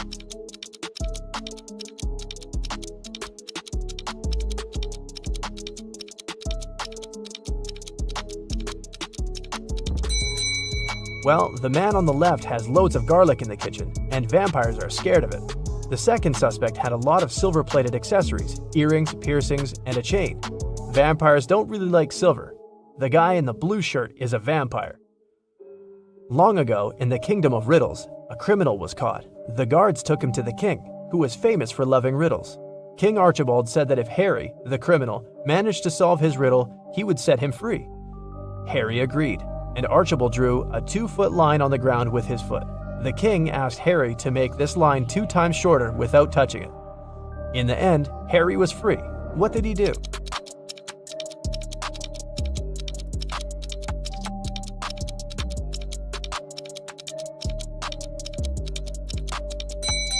Harry drew a 4-foot line with his foot, so that the one the king drew got 2 times shorter. Karen took part in a TV quiz where she could win 1 pound of pure gold. This quiz wasn't like ordinary ones. At the end of the show, the host brought her 3 large jars. Each of them has 1 pound of pure gold inside, plus some unpleasant surprise. The first jar has venomous snakes inside, the second one is full of acid, and the third one is filled with boiling hot water. Karen can only use her hands to get the gold out of the jars. She has 30 minutes to think. Which one should she choose?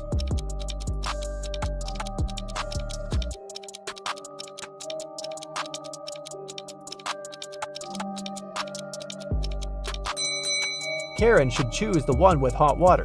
It cools down pretty fast, and it's gonna get lukewarm in half an hour. Guess who's rich now? Okay, you ready? Oliver was walking near the river in the evening when a group of people dressed in black caught him. All of them were wearing masks.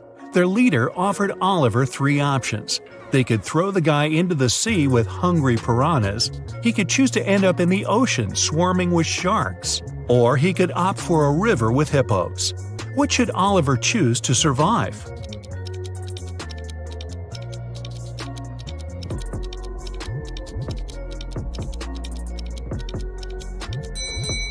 Piranhas only live in fresh water. The guy should pick the sea with the piranhas. An expedition set up camp in the middle of a desert. They were planning to spend several days in that place. But when they woke up, their truck had disappeared. Luckily, they had enough food to last a week, but no power and little water. But there was more to come. 3 days later, one of the team members disappeared.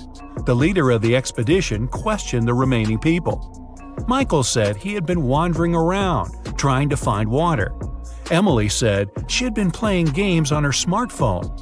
Evelyn claimed they had been sleeping all day long to save energy.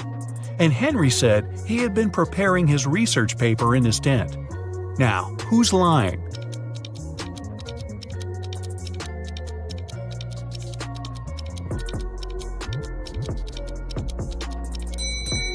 Emily. In 3 days, her phone would have already run out of battery. There are 100 books on a shelf. To count off 10 of them, you'll need 10 seconds. How much time you'll spend counting off 70 books?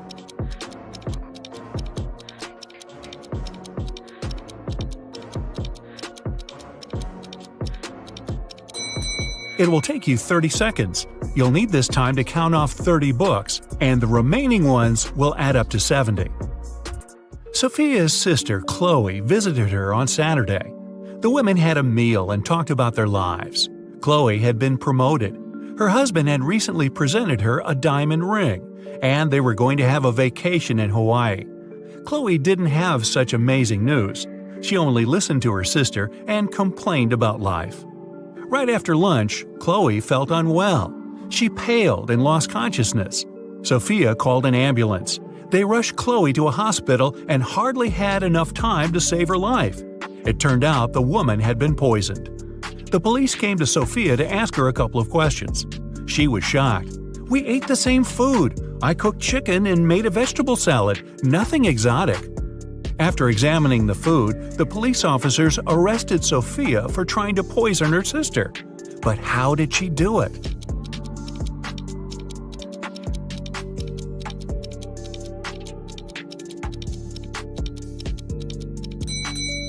The poison was in the bottle with the salad dressing. Chloe added some vinaigrette to her dish, while Sophia didn't touch the bottle. The moral? Stop complaining so much. A small cafe in Boston is called 9 Lanterns, but there are only 7 lanterns hanging outside. The owner knows about this mistake and can easily correct it, but he doesn't. Why?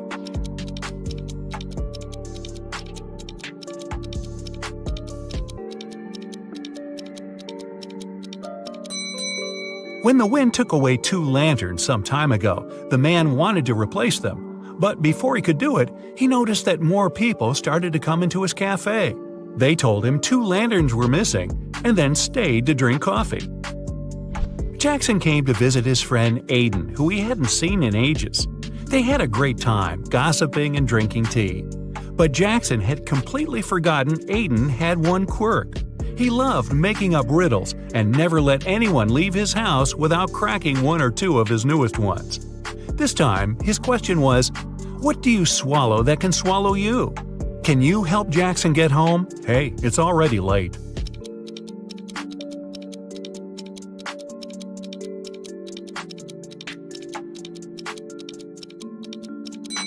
The answer is water.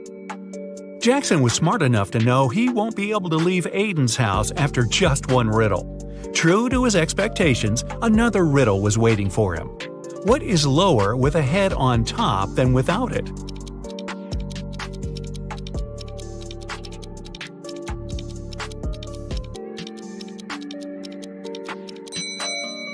Jackson took his sweet time, but eventually he realized the right answer was a pillow. Could he go home now? Apparently not yet, but Aiden promised it would be the last riddle for the evening. He told his friend, Hannah's birthday is on January 23rd, but she always celebrates it in the summer. Why?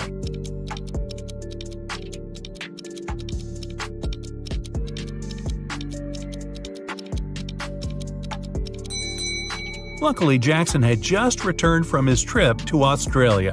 He immediately realized that Hannah lived in the southern hemisphere. There, January is the hottest month of the year.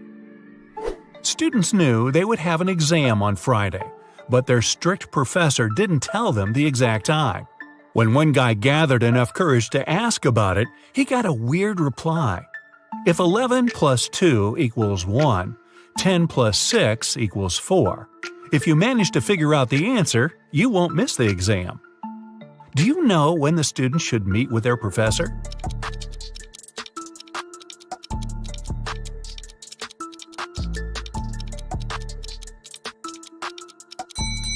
At 4 p.m. 11 o'clock plus 2 hours is 1 p.m. Then 10 o'clock and 6 hours is 4 p.m. James called his wife Mia and told her he would be at home by 8 o'clock. They didn't plan anything special for that evening, but when he arrived at 2 minutes past 8, the woman was furious. Why was she so angry?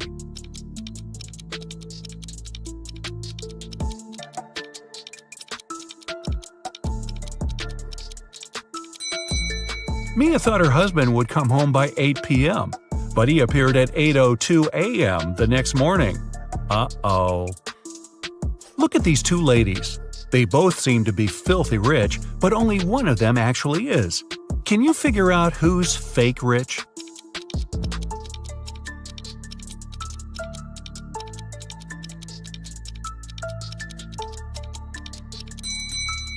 It's the girl on the left. She's taking a photo with a luxury car in the background.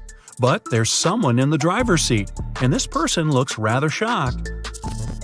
One elderly man could only use a public telephone to make his calls. Once the phone stopped working, the man informed the phone company. He waited and waited, but no one came to fix the phone. Several days later, the man visited the company again and said something. The day after, the phone was working again. What did the man say?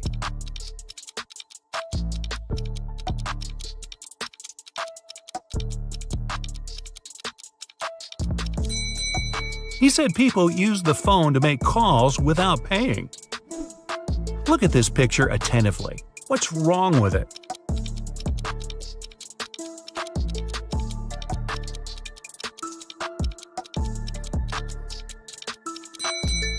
The pitcher the woman is holding is empty.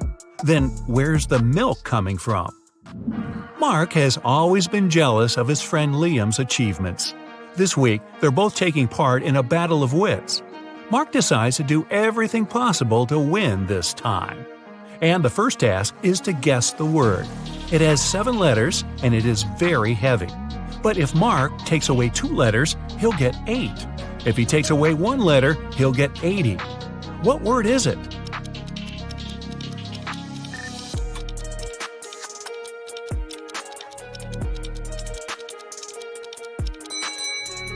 The first riddle is a success. Mark finds the right word. It's weighty. The next question is even trickier. A man went around the world in a ship, and still he was always inside of land. How is it possible?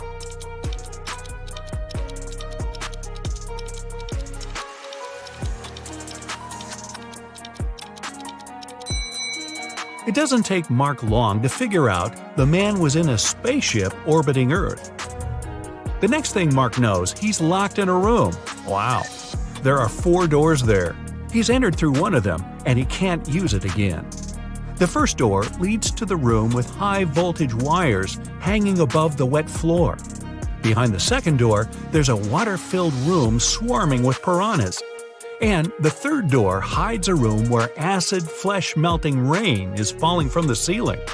Which door is more or less safe to enter?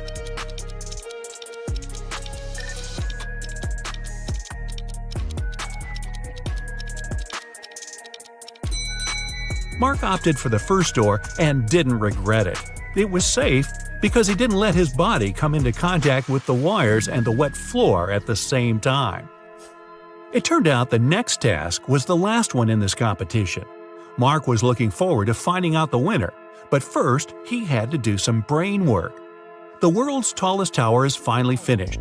It took 5 years to build it. Every next year, the construction doubled in height. How many years did it take the tower to reach half its current height?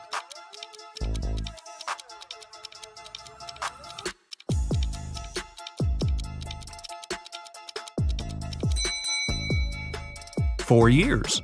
If the tower grew twice taller every year, it had to be half of its final height a year before it was completed. And if you're wondering about the results of the competition, it ended in a tie. Duh. Luna has 2 friends, Jack and Owen. On her birthday, the girl wants to go to the movies with the guys, but they don't know each other and Luna's worried they might feel uncomfortable. But there's also another problem. She spent way too much money this month. But if she invites the guys, she's going to pay. Now, she's trying to understand what is cheaper, to invite both guys at the same time or go to the movies with each of them in turn. Can you help Luna?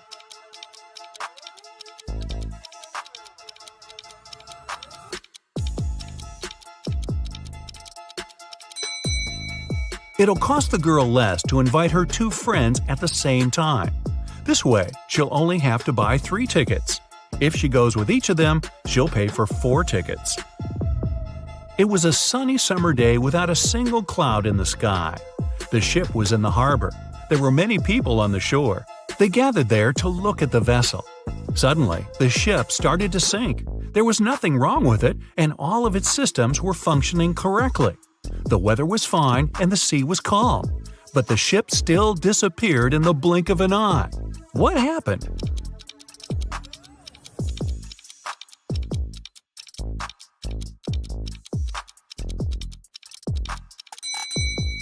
Well, nothing unexpected. Submarines are supposed to travel underwater. Penny was alone in a hotel room. All of a sudden, somebody knocked on the door and a man came into the room. But when he saw Penny, he apologized and said he must have entered the wrong room. As soon as he went out, Penny called the police. Why?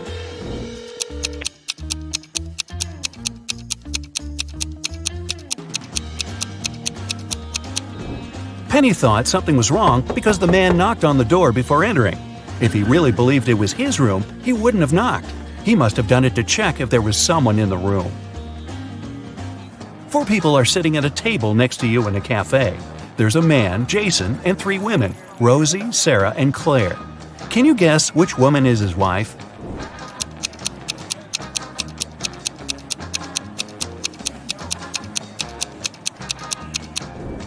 Even though Sarah's wearing an outfit that looks very much like the one Jason's wearing, she's not his wife. She doesn't have a ring. Claire has no ring either, but Rosie has a matching one. A detective got an anonymous email about an upcoming heist in one of New York's museums. In order to stop it from happening, he needs to know the month the heist is planned for. Later, the police managed to find a clue. It was a note with a secret code. The police couldn't crack it, so they brought it to the detective. What month is the heist planned for?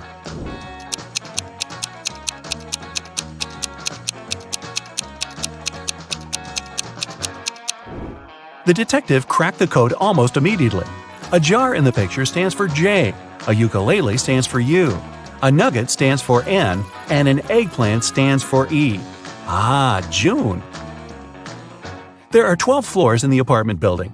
The higher the floor, the more people live there. Which floor does the elevator go to most often?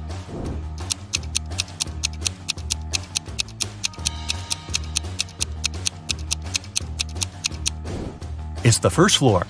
The residents of all floors go down to the first floor. The other day, Annabelle was rummaging around her auntie's attic when she accidentally stumbled upon 5 short chains, each made of 4 silver links. She thought it could be great if she combined them all into one big chain of 20 links. When she went back to town, she brought those tiny chains to a jeweler. He told her it would cost $5 for each silver link that he would have to break and then reseal. How much will the chain cost?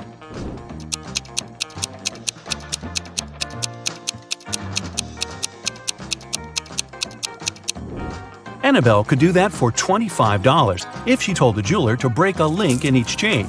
But she was really smart, so she asked the jeweler to break all 4 links in one chain and use them to attach the other chains together, which cost her $20. One day, Stephanie got lost in the woods, and no wonder, in the end she stumbled upon an old witch's house. The door cracked open and she came in. The witch turned out to be really kind and promised Stephanie to make her one dream come true if she cracks a riddle. Stephanie was dreaming of a new phone, so she agreed. The witch asked, if 11 plus 3 equals 2, what does 8 plus 6 equal? It took Stephanie quite a while to come up with an answer, but she nailed it. What was the answer?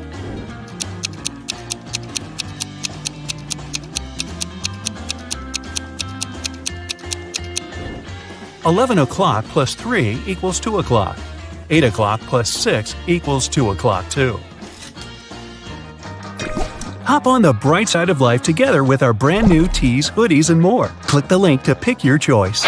You're getting hungry and want to boil a 2-minute egg. If you only have a 3-minute hourglass timer, a 4-minute hourglass timer, and a 5-minute hourglass timer, how can you boil the egg for only 2 minutes?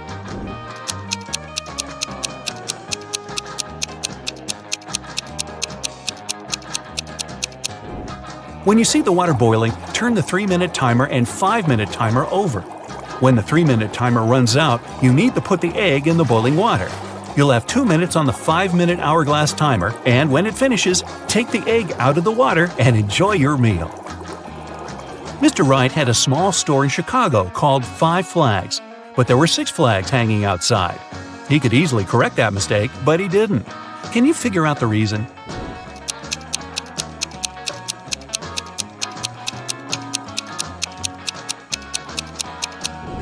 At first, it was just a mistake, but later Mr. Wright noticed that people would often come to his store to tell about that problem, which increased his sales. A wise king realized he was tired of all the hard work he had to do, so he decided to find someone who could replace him. He decided to make a challenge, and the one who nails it will become the new king.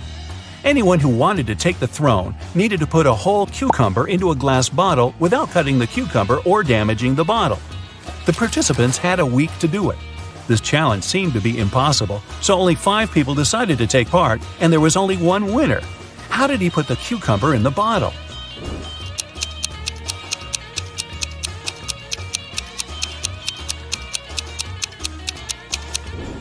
He placed a baby cucumber still on its stem into the bottle. Cucumbers grow rather fast, so he had enough time to win that competition. If it's raining at midnight, can you expect that in 72 hours it'll be sunny?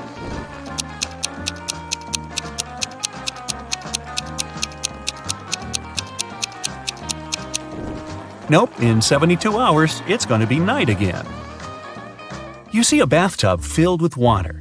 You have a spoon, a cup, and a bucket. Which will you choose to empty the bathtub?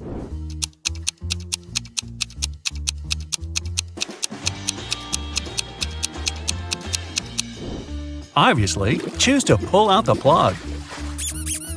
Allison majored in math at university. Her roommates wanted to test her intelligence. They took 3 envelopes and wrote short messages on them. Then they put the answers to Allison's exam questions in one of the envelopes. Only one envelope had a truthful message written on it. The other 2 were false. Allison wasn't allowed to open the envelopes and could only pick one. The first message read, "There are no exam answers here." The second was, "The exam answers are here." And the third message read, "The exam answers aren't in the second envelope." Which envelope should Allison pick?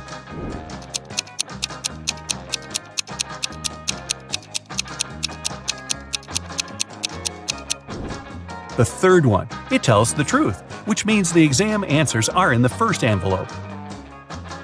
Joanna and Josh were on their honeymoon in France.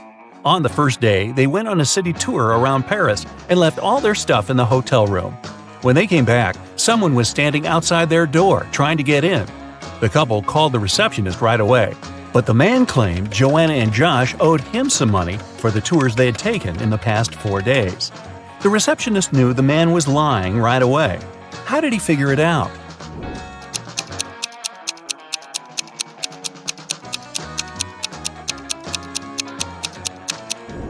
It was the couple's first day in the hotel. Russell and Anna were on vacation. One day, Anna told Russell she couldn't go to the beach with him because she was feeling unwell. When Russell came back to the room to grab his phone, Anna was gone. He found her by the pool and asked, "Are you here alone?" She nodded, but Russell immediately realized she was lying.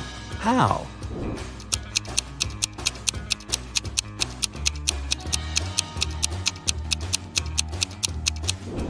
There were 2 soda pops on her table and 2 fruit platters. Apparently, this was also going to be Russell and Anna's last vacation together. Gregory was on a mission to take some nature photos for his blog. As he was walking through the forest, he fell into a deep pit. He tried to climb out of it, but in vain. When he held onto one rock, it gave away, and water started to pour inside. The pit was filling fast. Gregory saw a deflated ball, an empty barrel, and a piece of wooden board. What should he use to get out of the pit?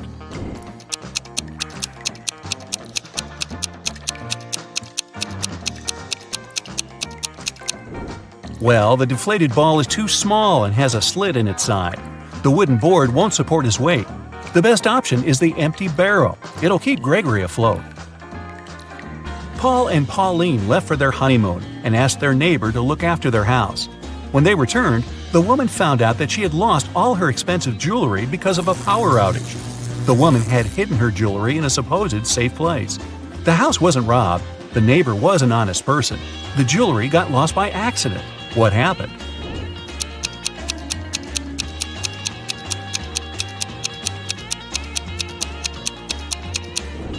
The wife had hid her jewelry in the freezer in a bag with frozen food. After the power failure, all the food spoiled. The kind-hearted neighbor decided to help and threw away all the bad food, together with the jewelry. There's a barrel of water in the yard. You look inside and say that it's more than half full, but your friend argues it's less than half full. How can you figure out who's right without using any measuring tools or removing water from the barrel?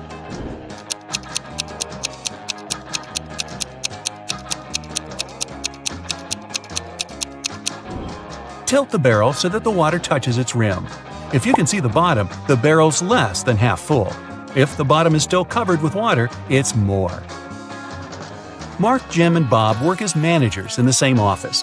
One day, one of them is fired, and one gets a promotion. The remaining manager wants to resign at first, but then changes his mind. You know that the one who's fired is older than the rest and single. Jim's younger than the manager, who has decided to stay at work, and he doesn't know Bob's wife.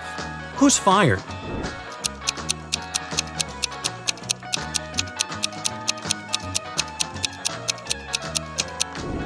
It's not Jim because he's younger than the manager who stays. It's also not Bob because he's married. It means that Mark has been fired, Jim has got a promotion, and Bob has decided to stay in his position. Ellis had to go to the hospital the other day. When she entered, she immediately felt something off about the place. Walking along the hall, she spotted 3 doctors. There was something completely wrong about one of them. Which doctor is crazy?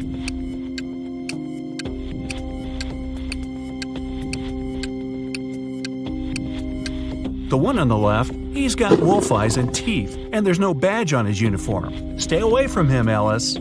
Alright, Ellis didn't listen to our piece of advice and went straight to Dr. Wolf's room. He says he needs to apply some new protective cream on her, but in fact, he just wants to test it. After covering Ellis with this magic lotion, she shouldn't have trusted him. He makes Ellis choose one of 3 containers to jump into. Wow, this is a weird hospital. One of them is filled with toxic waste. In the second container, there's acid that can eat through metal. The third one is filled with lava from a volcano that almost ruined a whole town a year ago. What container should Ellis choose?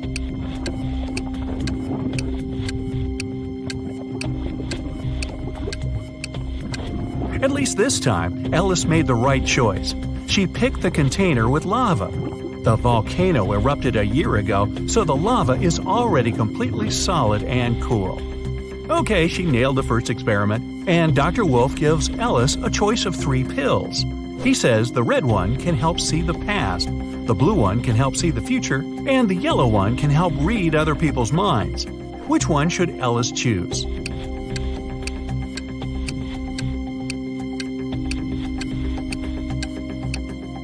Ellis was smart enough this time. She randomly picked the yellow one, but she suspected it was another experiment. She gulped the water but never swallowed the pillow and still has it in her cheek. In fact, all 3 of them were poisoned. When the wolf went outside for a second, Ellis spat out the pill and ran away.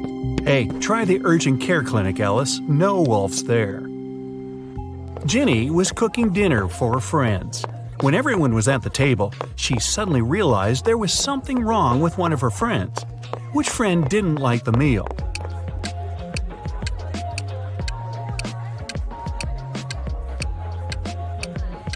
It's Mike. He secretly shared it with Jenny's dog. Everybody knows that an old witch lives in this spooky old house. Nobody really wants to meet her. Mary is in this house right now, but she seems to be alone. How come?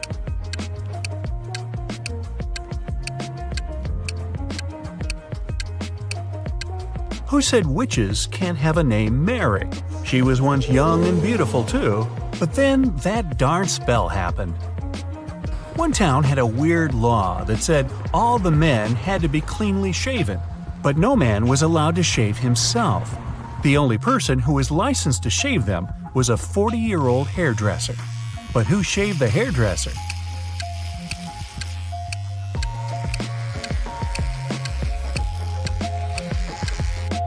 Yeah, there was no need. The hairdresser was a woman. Allison met a stranger yesterday, and she immediately knew who he was. She hadn't seen this person before, and no one had ever described him to her. He wasn't a celebrity, and he wasn't doing anything unusual. So, how come she knew who he was?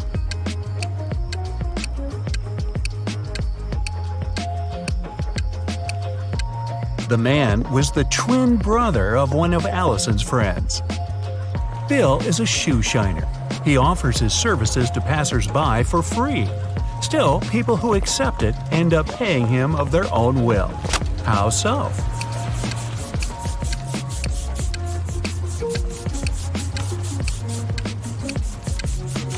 Bill shines only one shoe for free. People don't want to look bizarre with just one clean shoe and have to pay for the shining of the other one.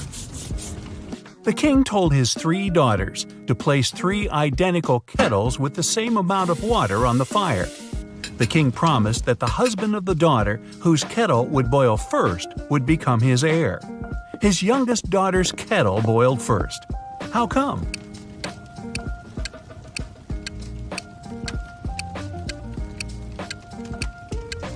While the other daughters kept lifting their kettle's lids to check if the water was already boiling, the youngest one kept it closed. Up for some math? Nah, just kidding. You'll only need your logic. Find a way to get 200 out of 188 by just using one line.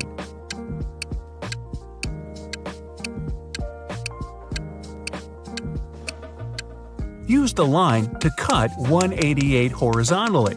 This way, you'll get 2 100s. One person was 25 years old in 2000 and 20 years old in 2005.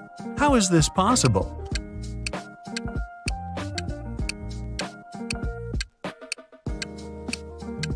This person lived before Common Era.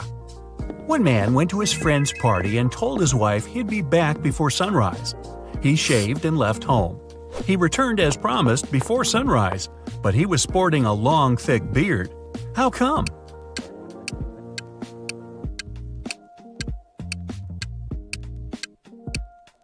The man and his wife lived in a place with polar nights that can last for several months. A man was driving his car all the way from New York to Boston.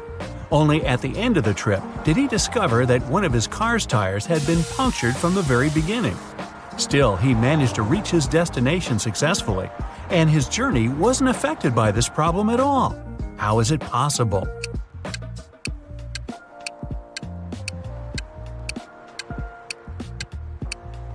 The punctured tire was the spare one. The financial director of a big company finally persuaded new partners to sign a super important agreement. He then put this document into a folder and left it on the table in his office. When he arrived at work the next morning, the folder was gone. John gathered all the employees who were in the office at the time and questioned them. The cleaning lady said that she had been busy washing the floor and hadn't paid attention to anything around. The designer explained that he hadn't left his working place even once. What's more, being an artist, he didn't have any interest in agreement documents. The accountant admitted that he had entered John's office to have some documents signed. But once he noticed there was no one inside, he immediately left. Who took the folder with the agreement?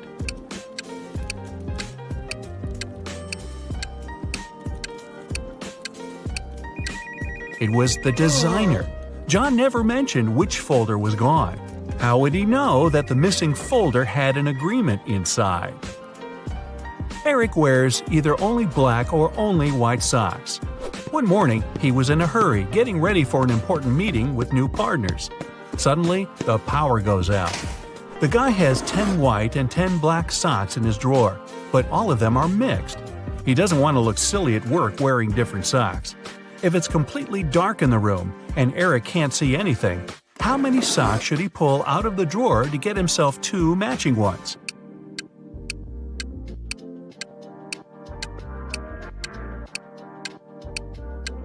Three socks are more than enough. In a set of 3 socks, he's bound to have 2 of the same color. A hungry vampire is following you in a lonely street one dark night. Suddenly, you see a house with its door wide open and decide to hide there. The vampire can't enter your shelter since you locked the door in the nick of time, but it's waiting for you outside. However, you still have some hope. There are 3 doors leading out of the house. When you open the first door, there's molten lava. No thanks. The second door leads to the room with tarantulas as large as your head. Yikes. As for the third door, you can definitely hear a huge dog barking inside that room, and you're kind of afraid of it. What should you do?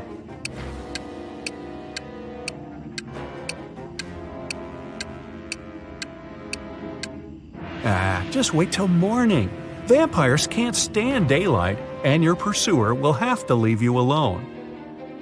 You're trapped in a room that's slowly getting filled with water coming from a faucet on the wall. There are no windows in the room, and the door is sealed shut. You have a mop and a big bucket. So how are you going to get yourself out of this one?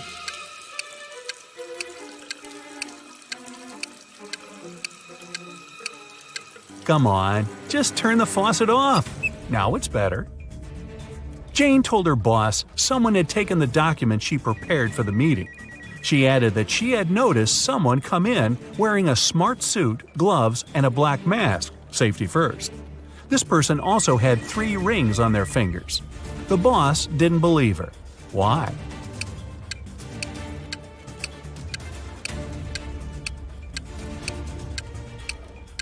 She said the person was wearing gloves. Then how did she see 3 rings on their fingers?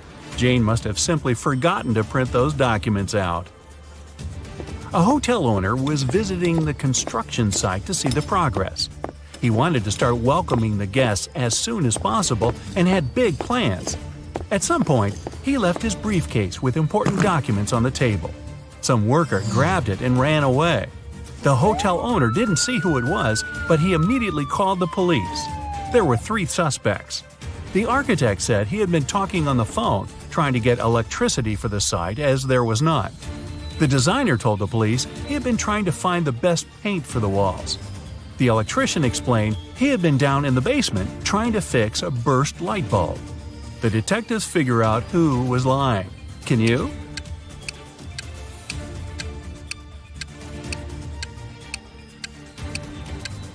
It was the electrician. How could he fix the burst light bulb if there was no electricity at the construction site at all? Ah, liar, liar.